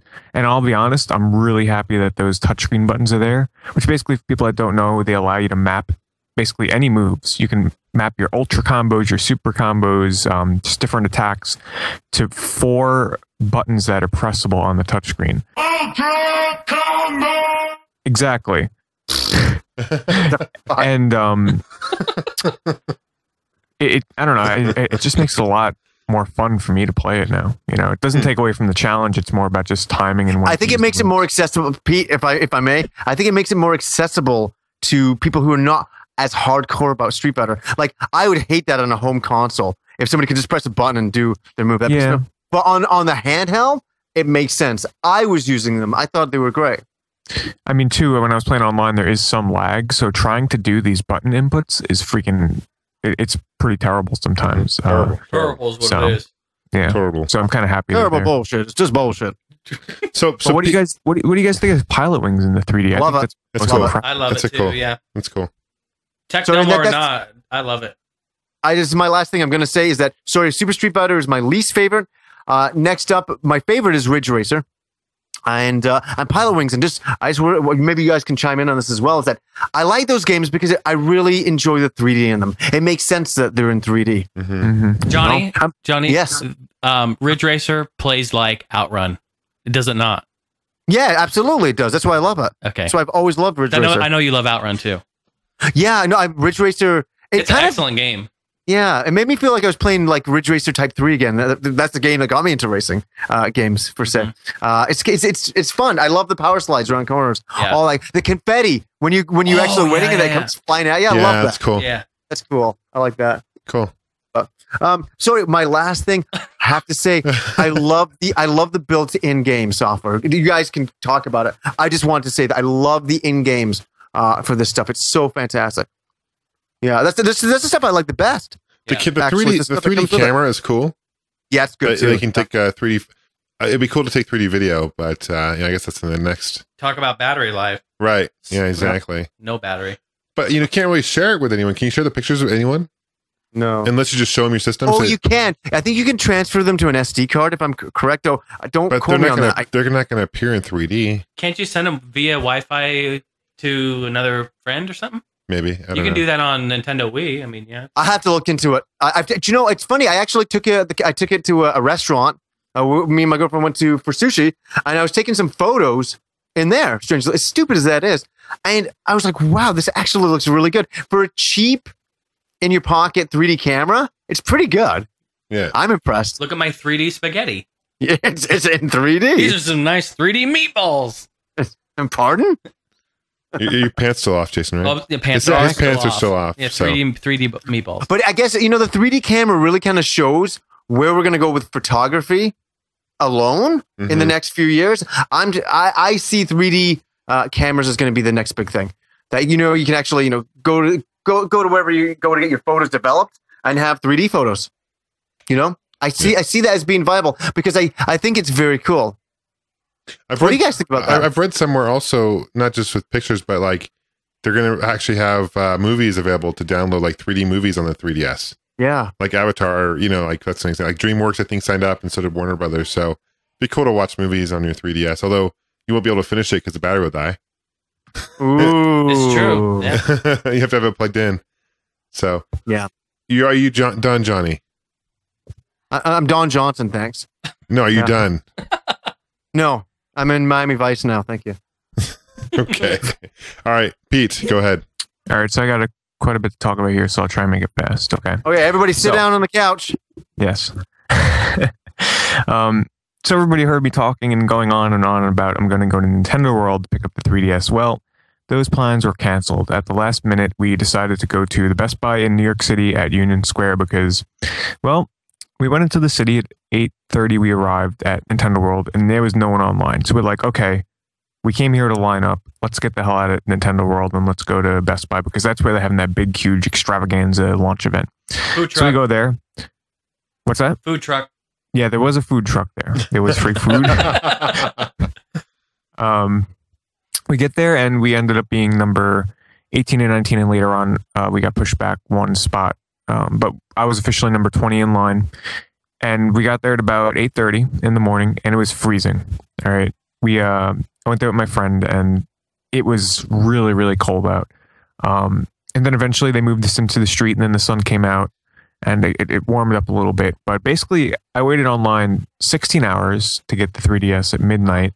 And it was a lot of fun because it was a big launch event party. Things didn't really start kicking off until about 8 o'clock at night. But throughout the day and the morning, they had some free, well, no, the food didn't come until later. But they had demo stations that you can play the 3DSs. Honestly, it was so cold out that I didn't really play too much while waiting outside because it would mean I'd have to take my gloves off.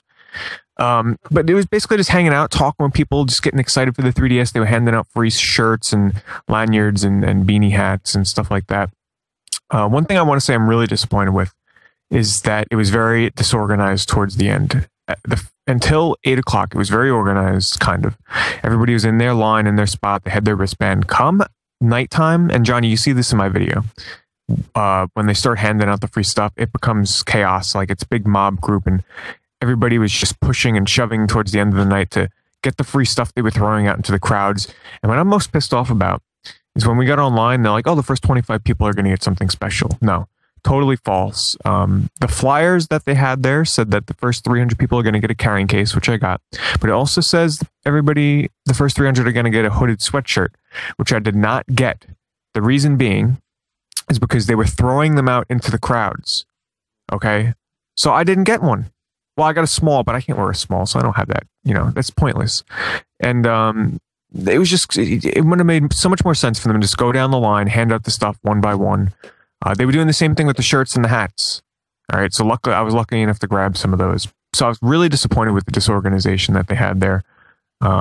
Anyway, so come towards later at night, they had music blasting, and Reggie Fils-Aimé came out and did his little speech with some Best Buy president guy.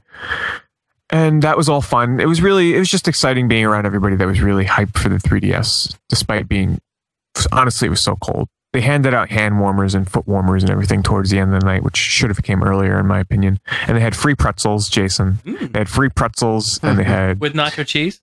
The soft ones? Just soft pretzels nice. With, you can get mustard or whatever. And they were handing out free hot dogs. And they had a taco truck.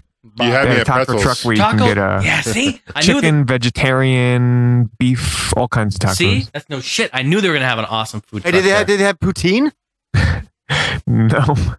That was all they had for food, though. Poutine. They didn't bring out food until later in the day. Like, I was 3:30, they still weren't giving out free food, so I went to Blimpie and got some sub-hero or whatever. But anyway, getting onto the good stuff here. So I picked up my 3DS. And I was so exhausted. But by the time I got home that night, it was like 2:30 in the morning. I just went right to sleep because I figured I'd get up and play it in the morning. So, the last thing. On the way home, I had to go back to Nintendo World and cancel my pre-order. We got there and they were closed. They had the doors closed, and we begged them and like, please, because my friend wanted to go in and he needed to buy 2 games that he wasn't able to buy at Best Buy. And I had to cancel my pre-order, and Best Buy didn't have Busted Movie Universe, so I went to Nintendo World to get that. But they let us in. They were very nice, and they were sorry to hear about our somewhat poor experience towards the end of the night at Best Buy. And I asked them how their line was, and they said by the time they were letting people in at midnight, they only had 25 people online, and they did nothing special. So we did make the right choice in going to Best Buy, and I posted a 20-minute video, so if you're interested to see what my experience was like video. there. I love that. It was a fun, it's like being there. It's awesome. So that's why Reggie didn't hang out at Nintendo World, because there wasn't shit going on. There was nothing going on, apparently. So, getting on to the games. I'm going to give brief impressions here of each of the games, because I have played all of them that I bought. And, first of all, one great feature that I love about the 3DS that no one mentioned was the activity log. I love that thing. Basically, it breaks down how many hours you play your games every day. It'll break it down by the hour. So in a day, it'll tell you, you played 2 hours this time, and then, at 5 o'clock, you played for 3 more hours, and it'll break it down by month, day, title, most played game. So it has a leaderboard with the game that you've played the most. It average playtime, games you've accessed the most. It has charts, it has graphs, all this crazy stuff. And I absolutely love it, because you know what that means. You know how I love to see how much I play my games. Now, no matter what game it is, be it an RPG or not, I can see how many hours I've invested into the game, which is actually, I love that. So the games. Well, first of all, let me just say that I love the 3DS. The 3D is just phenomenal. Some games better than others. When it comes to dizziness or headaches, the first day I had to take a couple of Tylenols, but I just think that's because I was playing it I played it 12 hours the first day. Wow. And I only ate once. So I think that kind of attributed to my headaches. I haven't gotten any sense. But what does happen to me is if I play it for a prolonged period of time and I stand up, I feel dizziness for about 10 seconds. Like lightheaded and dizzy, and then it goes away. So not 100%, on that kind of front. But anyway, the games. No particular order here. And use this as sort of a game guide for those of you out there that are kind of unsure of what games you want. Rayman 3D. Support of the Dreamcast version of Rayman, which is a 12-year-old game. So if you have never played Rayman 2 before, I'd highly recommend this. It's a great platformer. Do not listen to the reviews. They're complaining that it's an old game that supposedly does not hold up well. I would totally disagree with them. The 3D, well, first of all, it's a 3D action adventure platformer. Very colorful. The 3D actually lends itself really well to the game because it's very easy to judge distance and jumps, and it just looks really great. Next, Super Monkey Ball 3D. Avoid this game. I finished the Monkey Ball part, which for those of you that don't know, it's similar to Marble Madness, Koa Rimpa. It's basically you move around a monkey in a ball and try not to fall off the edge. But what I'm severely disappointed about, this is the first monkey ball game I've played since the original. It's totally slimmed down. It's not challenging anymore. The courses are very linear. They're not challenging. I was able to beat it extremely quickly. You can tell the game was designed around motion controls because you can turn off the 3D and play by tilting the 3DS around, which actually works pretty well. The courses were designed for that, I can tell. That's cool. There's also 2 different mini games. There's kart racing, which I tried out a little bit, which doesn't seem that good. And there's a Super Smash Brothers style fighting mode, which was not that fun at all because the AI is just cheap as all hell. So I would avoid that. Not worth $40. Pilot Wings Resort. This is a game that you need to pick up for the 3DS for sure. If you're kind of undecided on what titles to get, it shows off the 3D very well. It's actually pretty challenging. Would you guys agree? It's some of the later missions. I don't know how far you got. Mm-hmm. It's pretty tough. In terms of longevity, though, it seems like it's going to be pretty light on content.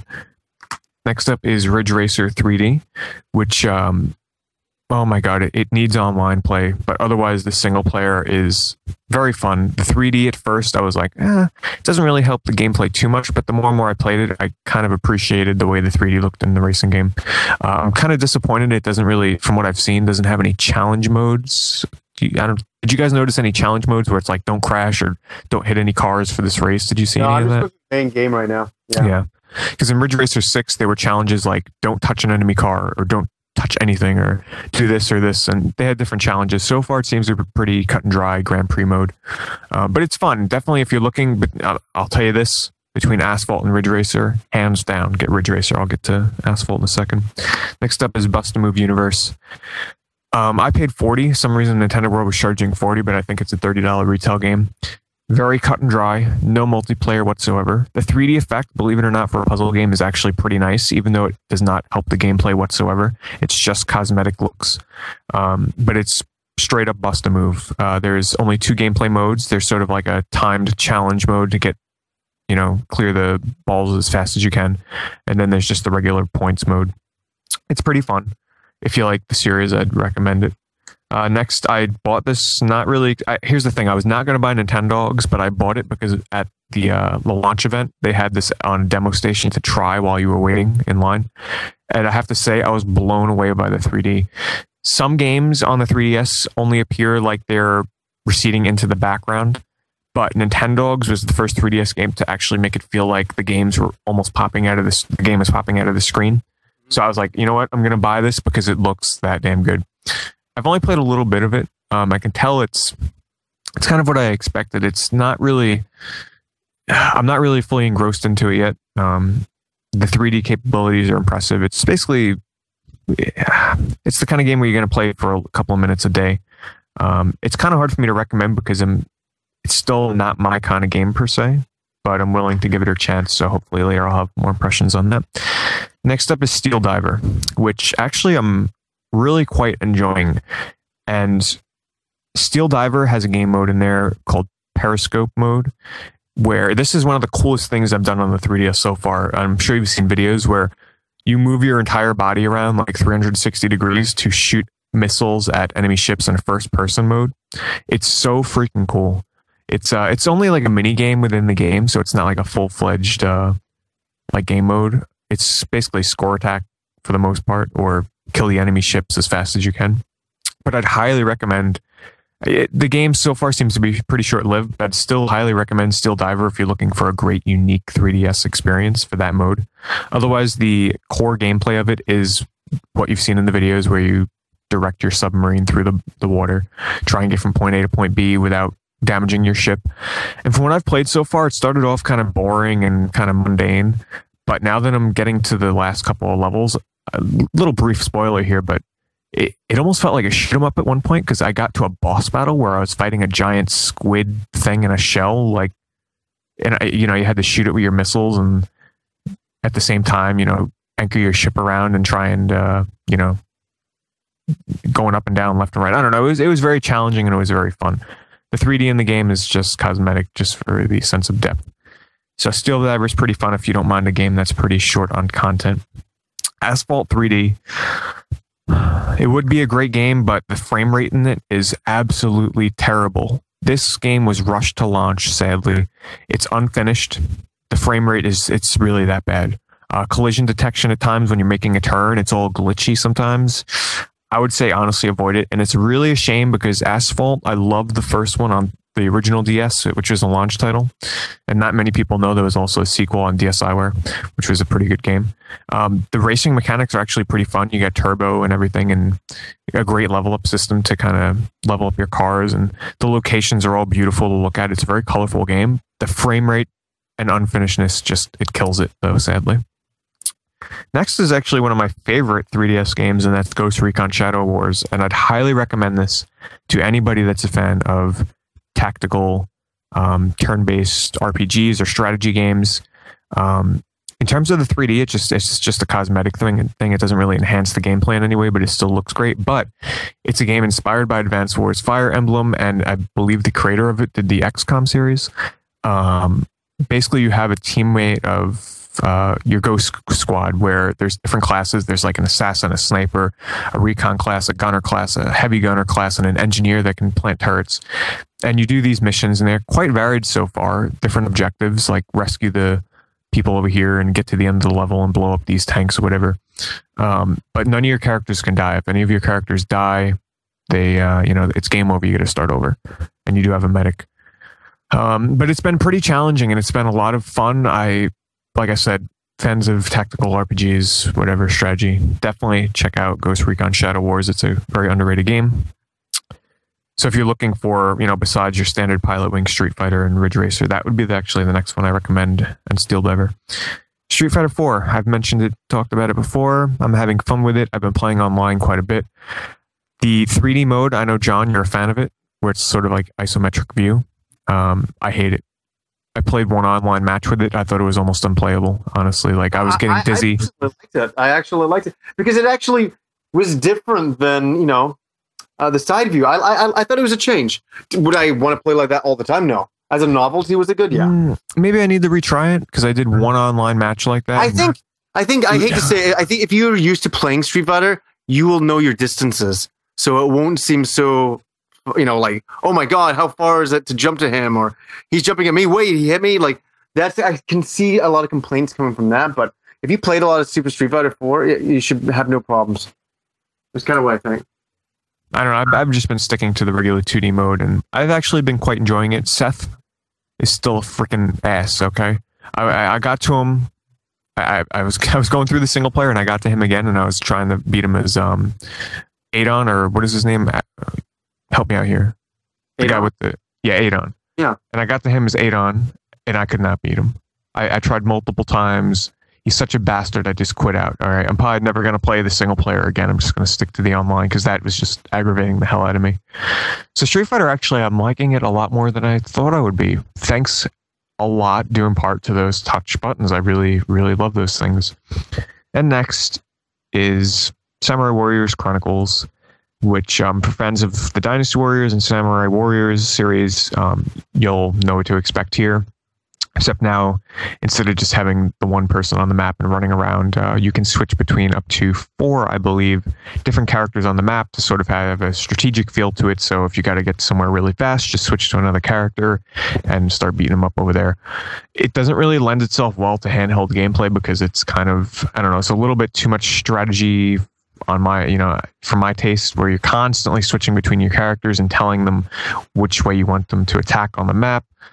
But I do have to say that it's actually not a bad game if you're a fan of the series. And the 3D effects when you do your Super Muso attacks or whatever, it looked phenomenal.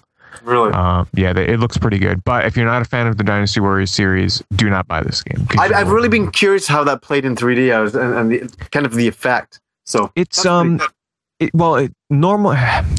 The 3D is kind of half and half. Normal gameplay, it's kind of what you'd expect. It's not really phenomenal, but when you do your special attacks, they switch up all these different camera angles, and it looked really impressive. Interesting. And that is it for my retail game impressions. And other than that, augmented reality is pretty awesome. I've had a little bit of time to play around with that. Unfortunately, it was a little glitchy with me. I don't know if it was the lighting I had it under, but everything was a little bit shaky. Yeah, we had the same thing. Yeah, I saw that during your live stream. Could have been lighting or angle or, I don't know. We had a reflection, I think, was causing some of it. I think it was a reflection when you guys were doing the stream, the reflection, the light was reflecting right on it. Right. So like I think up that's into the camera. I honestly, I played a lot of the AR and I had no problems at all. It was all about getting the right distance, right lighting, no reflection. No problem at all. Yeah, that was like a standout to me. I love that. I thought that was awesome. Face Raiders is cool. Yeah. People that don't know what AR games are, augmented reality games, it's basically you lay a card down on the table, the 3DS camera detects it, and a game just appears on your 3DS All right, so what you're seeing through the camera is depicted into your 3DS. So say you put your card down on your kitchen table, you're obviously going to see your kitchen table on the 3DS, but where you place that card, a game is going to pop up within, so it's sort of like a fake reality where it pops up on the table. Yeah. And I played like that pinball golf game they had on there where it warps the landscape. It's trippy, yeah. Trippy is cool. Yeah, and then they have target practice games and it's really cool. How are they gonna? I guess they're gonna just sell games like that through the DSi online store later on or something. I don't know. I've said it for so many years, and I'm gonna say it again with this: leave it to Nintendo. These guys reinvent themselves in the way that they play games every time. These guys, it's incredible. It's a good point because I was not expecting it. Yep. I kind of was reading about it in Nintendo Power, but until you experience it, you can't really imagine it. I think, yeah. I lost my train of thought. Now, you're familiar with the e-reader, right? Yeah. I think it's gonna be like that, where you can purchase cards. I would love to collect one. Surprised, yeah, and I think like you said, you either purchase cards or you have a DLC. But yeah, that's kind of what I envision. But again, this technology is really cool. But guys, it's been around since 2005. It was on the Gizmondo. Gizmondo could do it. Yeah. Nintendo takes it and just makes it 10 times better. Yeah, because Nintendo has that following. They have that, they have the audience. Right. Yeah. Yeah. Some features in the 3DS that aren't out on launch that I'm really looking forward to are the DSiWare and Virtual Console store. I can't wait to download, Game Boy and Game Boy Color games onto my 3DS. And TurboGrafx games are coming. And TurboGrafx. Now, awesome. Are they taking those Game Boy games and making them 3D? No, I highly doubt that. Wouldn't that be cool? I was thinking that too. Imagine they had a feature where it does forced 3D or something, where it would just kind of do like a pseudo 3D for old games. I'd love that. Double Dungeons. I keep thinking about that. As soon as they said the TurboGrafx, I'm like, I'm buying Double Dungeons day one. I hate the game. I want it. There's also a web browser that wasn't included, but the last thing I want to mention is the online system with the friend codes. I know you guys mentioned you didn't care for them. I actually think it's a big step up. It's not to the level of, what we'd want it to be, but I found it really quite easy. It's still a pain. It's like you have to add somebody and they have to add you in order to appear on each other's friends list. But you just use the one number and you can go online and basically see what your friends are playing. So if they have their wireless switch on, it'll tell me if, like John, say you're playing Street Fighter, it'll tell me you're playing Street Fighter. If you're playing Steel Diver, it'll tell me that. And eventually they're going to patch in being able to send messages to friends. So that'll be cool. When, say, I want to play someone in Street Fighter and they're playing Steel Diver, I send them a message, hey, let's play Street Fighter. Okay, I'll make a room. And then you get online and play. So it's sort of like a mini scaled down Xbox Live system in a way. Totally. And what people don't realize too is like the LEDs on the system. You can be playing a game, and if it starts blinking orange, it means a friend signed on. So you can be playing another game, and it'll let you know when one of your friends signs on, which is actually really cool. Cool. It's too bad you just can't talk to them. Yeah, well, they'll patch that the 3DS eventually. has a mic, so Pokemon on the DS, when you played online battles with that, you can talk to people. So it's definitely not something that will be ruled out entirely. Instead of having multiple friend codes, and coming from a person who I play online Wii all the time, coming from that where you have to enter friend codes for every game, or you know what I mean. That's why I never got involved with the Wii. Everybody asks what my friend code is. I don't know. I don't know what the hell it is. Yeah, it's a big pain in the ass. Going to that just to one now, that is a huge step up. So I definitely agree with you, Pete. I think that's a step in the right direction. And to celebrate the launch of the Nintendo 3DS, I have a present for John. Oh, Oh wow! Well, your pants are already something off. in so it's 3D already- for him, perhaps. Pants are already off for John. No. I have a treat. Listen. Let's listen to him. Listen to him, everyone. Listen. Zip. Peeps. Oh, he's got the peeps in the There room. you go, John. Thank you, sir. I got him Oh, two dude, both? packages. Both. Really? Yep. You said you Wow. like them, right? No, I love these things. Eat one. Thank you so much. Pardon? Eat What one. the hell's going on over there? That sounds like a porno movie over there. I got him 2 packages look at this guy. of Easter Peeps. Thank you, sir. I want him to eat one right in You guys front know of me. these marshmallow sugar things? They're so delicious. They're absolutely Yeah, I'm gonna put horrible. one. Check. Mmm, He's eating it. delicious, Betty. man. Thank you very much, My man. question. Mhm. Now, there's different colors. Do they have different flavors? So they're all one. No, they're all one. That's awesome. Just sugar. I mean, you guys know what they're. You guys had them before, no? Yeah. Yeah. Delicious. He loves them. I'm in heaven. So Thank you, sir. happy 3DS launch and early Easter. Thank you, man. Cheers. You know why Jason really did that? He's just giving them more sound files to play with if they were doing another mashup sound. Actually, Mm. I actually didn't know we were at the store. We were getting chocolate and candy, and I saw Peeps, and I was just got done hanging out with him, and Look at he's like, that. "I love Peeps," and I'm like, "Ew," but I bought them anyway. You like them? No, Mm. Mm-mm. You eat sound like you're eating them those ketchup all. chips. Yeah. I'm telling you, at PAX, that's all he sounded like during at the party. Everybody's drinking, and he's walking around the party, snatching up all these Smarties and ketchup chips. He's got like 2 bags of ketchup chips. And he's like, and I'm like, hey, John, how you doing? Oh, that was good, bro. Yeah, except it was crunching, right? Crunchy. Yeah, that's all you hear. That's it. Good looking, sir. I appreciate it. Absolutely, Pretty nice of you. for sure. So, Pete, I know. Okay, let's get into like games we've been playing recently. Any Well, other- I'm done. I That's it. There haven't you been go. playing shit, to tell you the truth. Yeah, I think Okay. that's what we've been playing recently. I got one game actually I've been playing outside of the 3DS actually. I got Oh. that Ghostbusters Sanctum of Slime. Have you guys played that? No. No. Have you guys heard of it? Yes. No. Thank you. I don't know how it plays though. Okay, so it's on Xbox Live, and it's by actually Atari of all companies, and it is a game very similar. It's a Ghostbusters game. So I know Johnny, you played the original Ghostbusters game, right? Played a lot, yeah, Right. back in the day. This is a lot different. This is a multiplayer game. You can play up to 4 players, and it's a top down. Are you guys familiar with like Smash TV, the arcade game? Totally. Yeah, absolutely. It plays a lot like that. So you walk in this mansion, there's a whole bunch of ghosts coming after you. You use the 2 directional sticks, analog sticks, and that's how you control, just like Smash TV. So That makes sense. if you like Smash TV, and you like Ghostbusters, check this game out. It's 800 points. Does it have online? It does have online, yeah. So you can play up to How many 4 players. players? 4. Ooh, Oh, that's cool. And it's just kind of an interesting game. It is really easy. I mean, it's not really easy, but if someone gets hurt, like it's attacked, you have to go over and per se and save your guy. So there's different levels. There are boss battles, and the boss battle is the only really one where you actually throw the trap and then you capture the guy that way. But everything else, you use there's like different weapons you can use too. It's pretty fun. Nice. That That sounds sounds good, good. yeah. John. We should all download the demo. I'm not going to tell you should get it because I guess I told Jason to get Bomberman. He still won't let me down for that one. still pissed about it. But check it out if you guys like it. Let's play online. It'd be fun. Yeah, that sounds Sounds cool. Yeah. I'll check it out. All right, quick draw. You guys home? Oh, listen to him. What- Quick Yeah. draw. sounds like you got your mouth full over there, John. Oh no, the peeps are actually aside. That's what, no, I'm checking. The pants I are know. down for John. Dude, those are I'm having an orgy in my mouth right now. Absolutely. Eat them all. I said pardon. I said pardon. All right, so should we get into some audio questions then, kiddies? Let's do it. Okay, let's do it.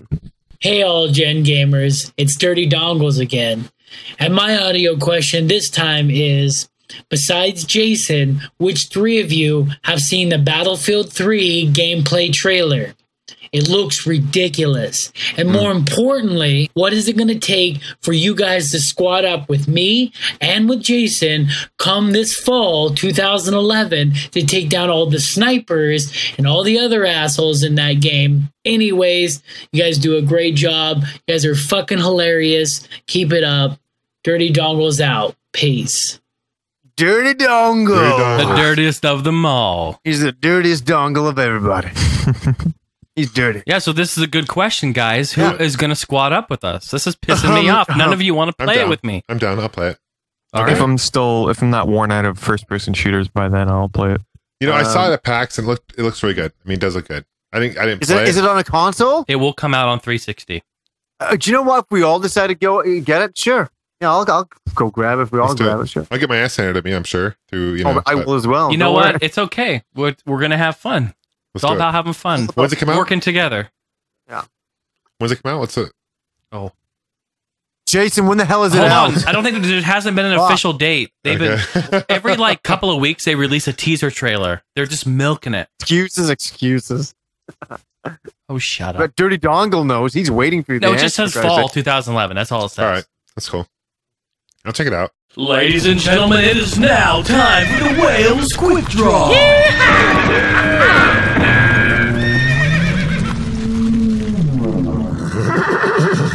Okay, for the Wales Quick Draw, I'll start it out here. Frankie asked, what is your favorite video game magazine? Mine? God damn, you taking my question. You know what, Pete? Good minds think alike. Yeah. So mine is... Oh, I'm sorry. Go ahead. What's yours, Jason? Nintendo Power. Nice choice. It's been Do you subscribe to them? I do. I've been since the early 90s. Nice. I am as well. I love it. Note to self, that's a lot of magazines. They're very heavy. What about you, John? Does Playboy count? Because they talk about games coming up. No, I'm just joking. Probably Nintendo Power as well. GamePro back in the day was tight too. Oh yeah. Oh no. No, they weren't. I will disagree. Old school GamePro was disgusting. Old school GamePro. No, old school GamePro was disgusting. It was disgusting. What was so bad? I fucking loved the design, it. the layout. Oh my god. I'm with Pete on this one. Okay, No, well it was maybe very we were disorganized. We're It was split on this. sloppy. Yeah, that's 50-50 right there. That's 50-50. I used to love it. Old school. I'll jump in and say why. I got to say, back in the olden days, Die Hard Game Fan. Oh God, that was a magazine.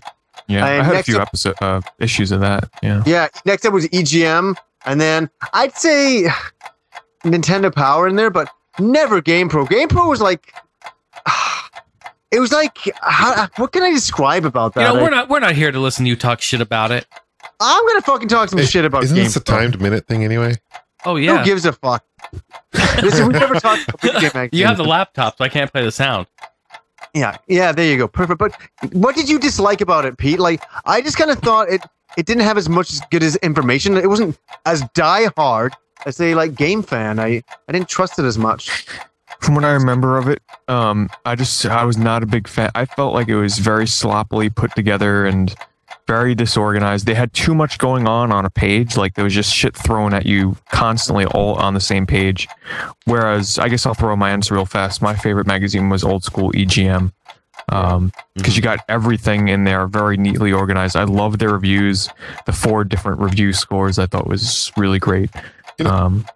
Here's the difference on in my opinion, on old Nintendo Powers or just older magazines and the ones you get today. Where games like today, like Game Informer, it's a lot of upcoming games, reviews, and stuff like that, right? Where back in the day, they'd actually show you tips on how to play the game.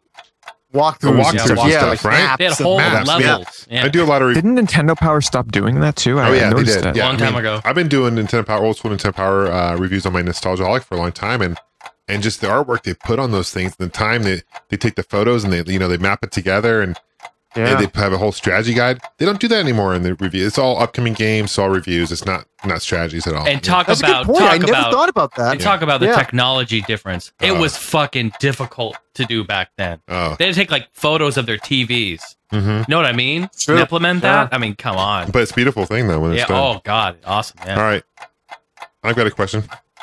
All right. This is from Stephanie Muriera. I'm probably butchering that last name. I'm sorry, Stephanie. Which video game character would you date and why?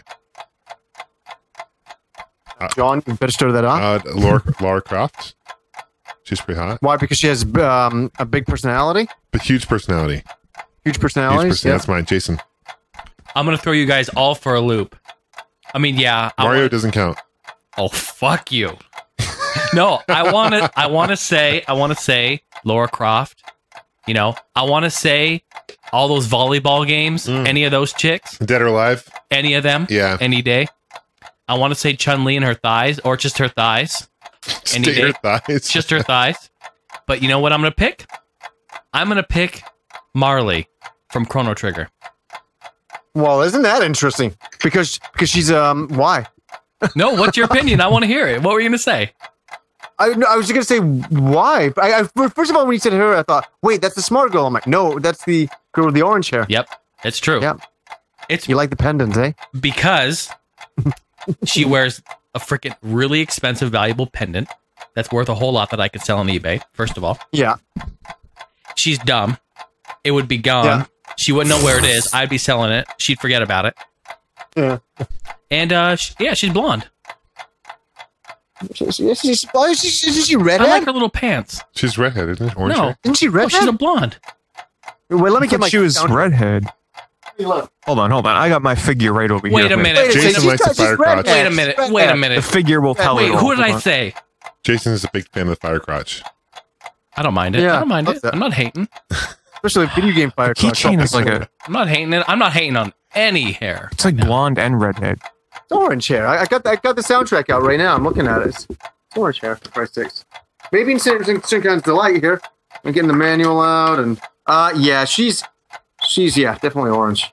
Yeah. Light orange, strawberry orange. How about that? Yeah. Yeah. That's blonde in my book. That's hot, Jason. For sure.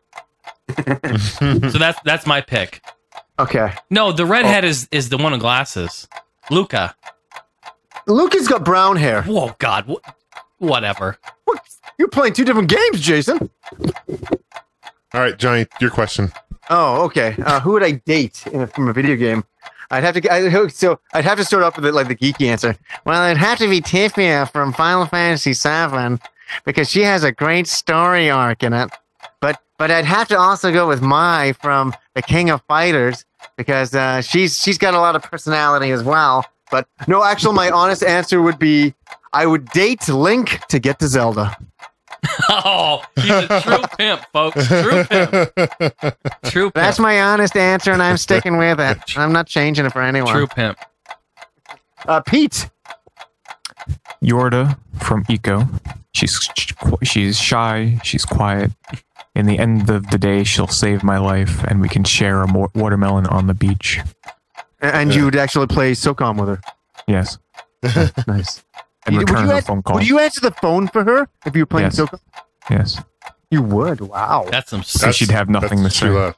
Because she'd have Nothing nothing to to say. say. That's true love. yeah, true love, right? That is, All right. Oh, who- that also, John. That person wanted to be called Phantom Jest, not Stephanie. hit them chest. Oh, my bad. No, it's all good.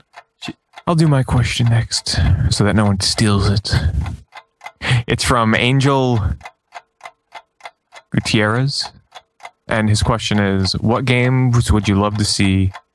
Well, let's change that to game. What game would you love to see released for the Nintendo 3DS? My answer, just thinking off the top of my head here, I would love to see Sega revive Panzer Dragoon and release a new Panzer Dragoon game on the 3DS. I think that would be awesome. What about you, Jason? Mario Kart, and it's coming. what was the question again? I thought What we answered game would this you one. love to see released for the Nintendo 3DS? Mario Kart 3D. It's coming out. That's going to happen. Yeah, it's going to happen. I can't wait for it. Okay. Cool. What, is it supposed to be a game that doesn't exist, that will never come out? I guess it could be. Okay. One that you wish would come out on it. Micro Machines? Yes. That'd be cool. I think it'd be great. Yeah, that'd be cool. That'd be good. I'm not hating on it. John? I like to see F-Zero. Oh, Yeah. excellent. Yeah. F-Zero would be sweet in 3D. These are just games that we would like to see in 3D on the We're just system. on the Just system, in yeah. general, yeah. John, for me, I'd say anything, any RPG game with a dungeon. I don't get Dark Spire too. That'd be Oh, cool. God. That'll never happen, but that would be awesome. No, actually, you know Don't what? say it'll never why will that never happen? Because Dark Spire sold like garbage. Did it really? Well, you don't remember. They marked it down to $5 within like the first month. Yeah, now it's Atlas- gone way up. Atlas is working on a new Etrian Odyssey game for the 3DS. Oh, wow. Yeah. That's kind of exciting. That's cool. Yeah.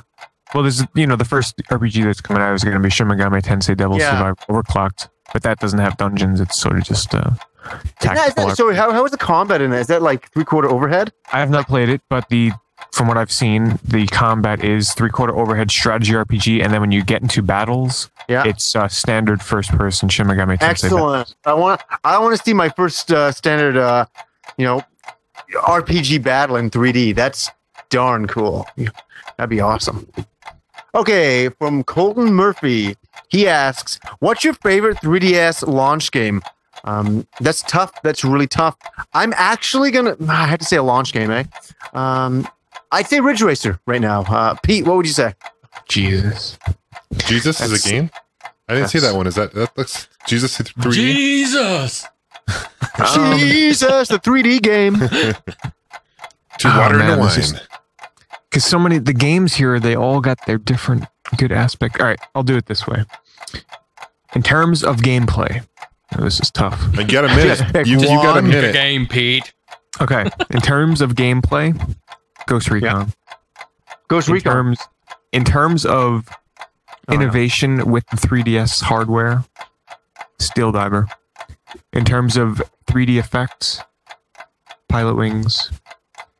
In terms of... There's just one. Okay, now pick one. Okay, all right. Hey, yeah, so now pick one overall.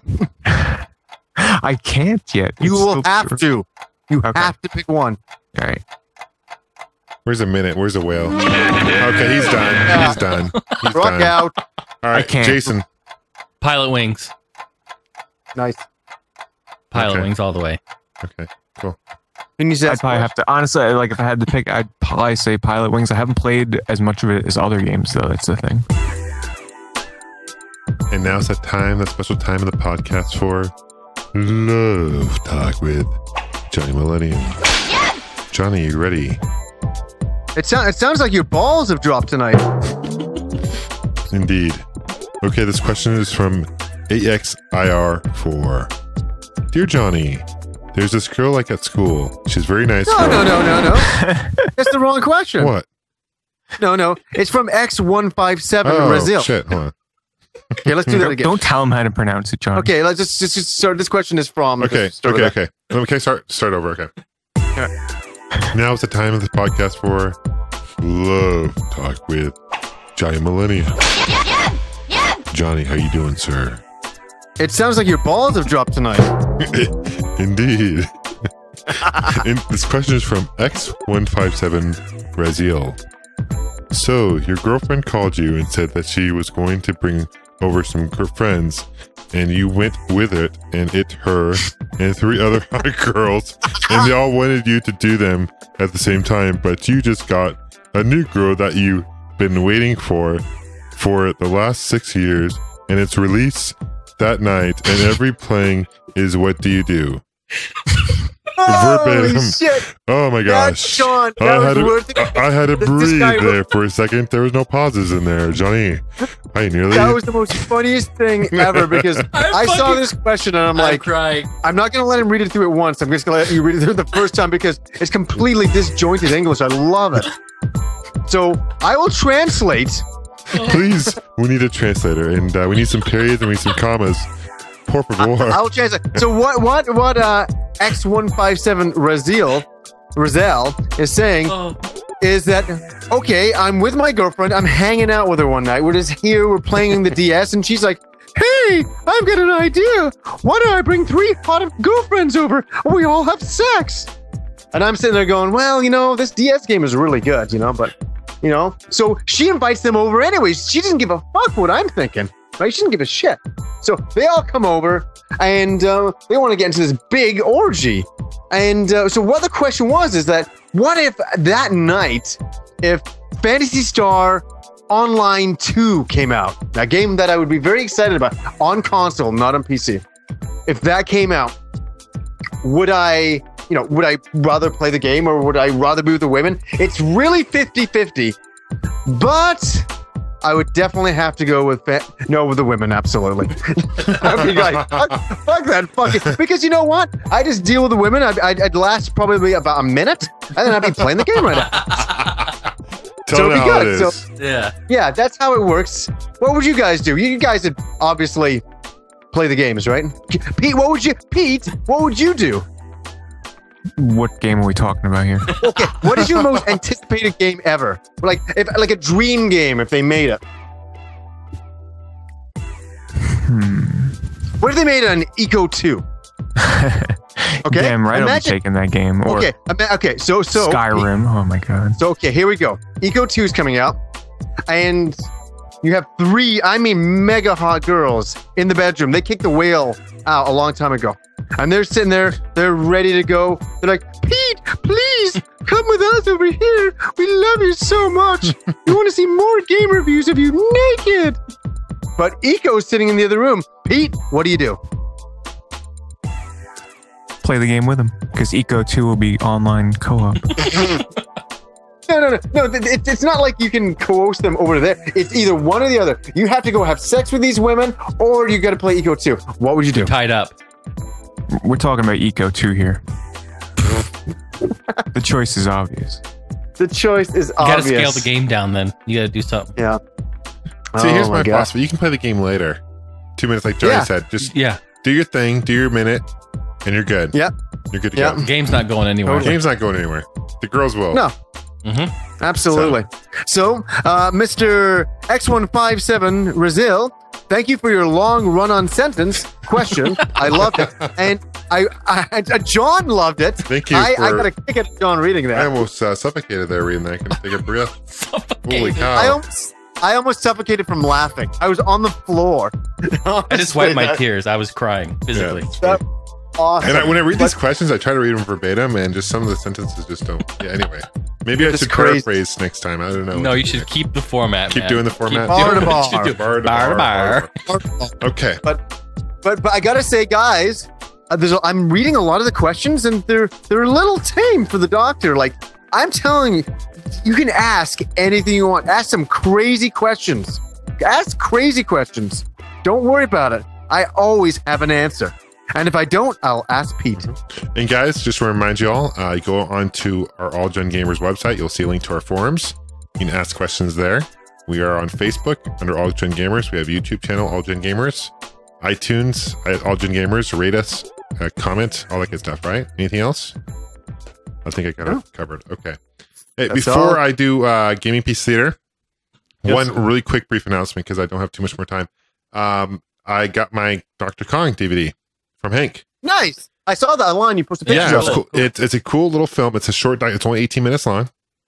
Oh, wow. Yeah, it's short. Okay, so when you don't expect, like I was expecting like a full on movie documentary. Yeah. This is a short mini doc, but it is worth checking out. Definitely show some support to Hank. It is an entertaining video, and there's some nipples in it too. What? Okay. Yeah, Interesting. I was totally random. I'm like, what? I was watching it. I'm like, first like 2 minutes, there's like some nippage. Well, Like, wow, he's a plastic surgeon. He's a plastic surgeon. Yeah, So okay. that's why. Nitties. Oh, I'm with you. Yeah, I got it. So no.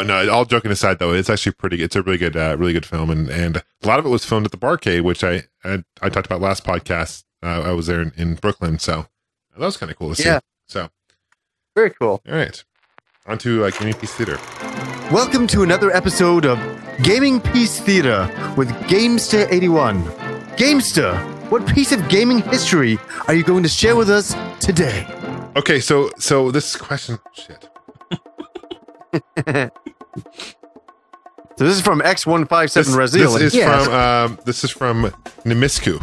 Okay, and he posted a question. He wants to know more about the N-Gage. All right. Ooh. And here's the deal with the N-Gage. Now, obviously, phones nowadays, you have your smartphones. You can download games pretty easily. And I think, and I know you guys probably agree, that it's really gone a long way. Gaming on the go for phones have gone a long way.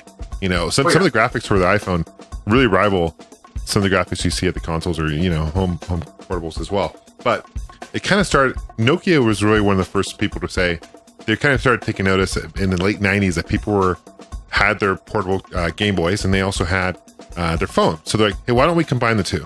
Okay. So it wasn't until like 2003 that they came up with this N-Gage. It retailed for about $300. And it looks like, people joke around, it kind of looks like a taco. And there's a huge design flaw. And first, it uses these mini kind of SD cards for games. And the graphics themselves, I don't know, Pete, you have an N-Gage, right? Yes. Okay. The graphics kind of look equivalent to like a PS1, wouldn't you say? Kind of as far as graphic goes? It's It's kind of similar to a PS1, if not maybe a little bit more prehistoric than that. I'm just thinking in terms of like the 3D rendered graphics on it. So the biggest complaint that the first model had, the first N-Gage, was that in order to put these games in, you actually had to take off the back plate and put them in. So it was it wasn't very user friendly. And when you're actually talking, the first and foremost thing was obviously it was a phone. It was by Nokia, but you had to kind of talk to it on the side. So like when people were talking, it looked like people were holding a taco to the head. And there's a big jug. You can go to YouTube and look at it. There's people messing around with it. Now, later on, I think about a year later in 2004, N-Gage released a QD, which they fixed a lot of those problems. But it didn't. Also, Nokia was kind of stupid because what they ended up doing was they marketed it in like GameStops and EB Games. They didn't really market it in phone shops necessarily. So it was kind of a bad marketing plan because they really marketed more of a gaming console than they did a phone, which was... You needed a phone for like Singular, I think was the carrier. So like first and foremost, you're gonna use it for a phone. So that was a big deal. I mean, but pretty much when it was released, the Game Boy Advance was outselling the N-Gage 100 to 1. Yeah, so it was it didn't sell very well. And interesting enough, 2007, pretty much Nokia saw it wasn't selling very well, and they pretty much decided to go with the smartphone route and do downloadable games, and that didn't really end up lasting long either because it still had the N-Gage name, and people kind of didn't. There was a kind of a sour taste to the whole N-Gage anyway. There was 58 games released for the N-Gage. I know. I think you mentioned that one of them. You were talking to Jen, I think, about it, right? What was it? The Elder Scrolls. There's Elder Scrolls. There's Call of Duty for it, which I have. There's actually a good share of third-party support for these games, surprisingly enough. The screen is more vertical than it is wide, so it's kind of an odd thing, but that is the N-Gage. It is technically it's portable because it uses games, and it's kind of got a weird kind of control. It has a D-pad as well, but you have to use like the numbers as like B buttons and stuff. It's kind of strange. So that is gaming PC leader for the N-Gage. Duke Nukem 3D was also released on it. Oh, was it? Mm-hmm. Nice. Yeah, it's got some hidden gems on there. I quite enjoy the N-Gage. It's got a lot of terrible games, but I played some pretty good RPGs on there, believe it or not. Diablo clones. Pathway of Glory, I guess, is pretty good. It's only an exclusive game for it, and it was only available on Worth N-Gage. Owning the system for. Yeah, so definitely check out Super Monkey Ball. Pete was on it as well, as you mentioned, kind of with the 3DS.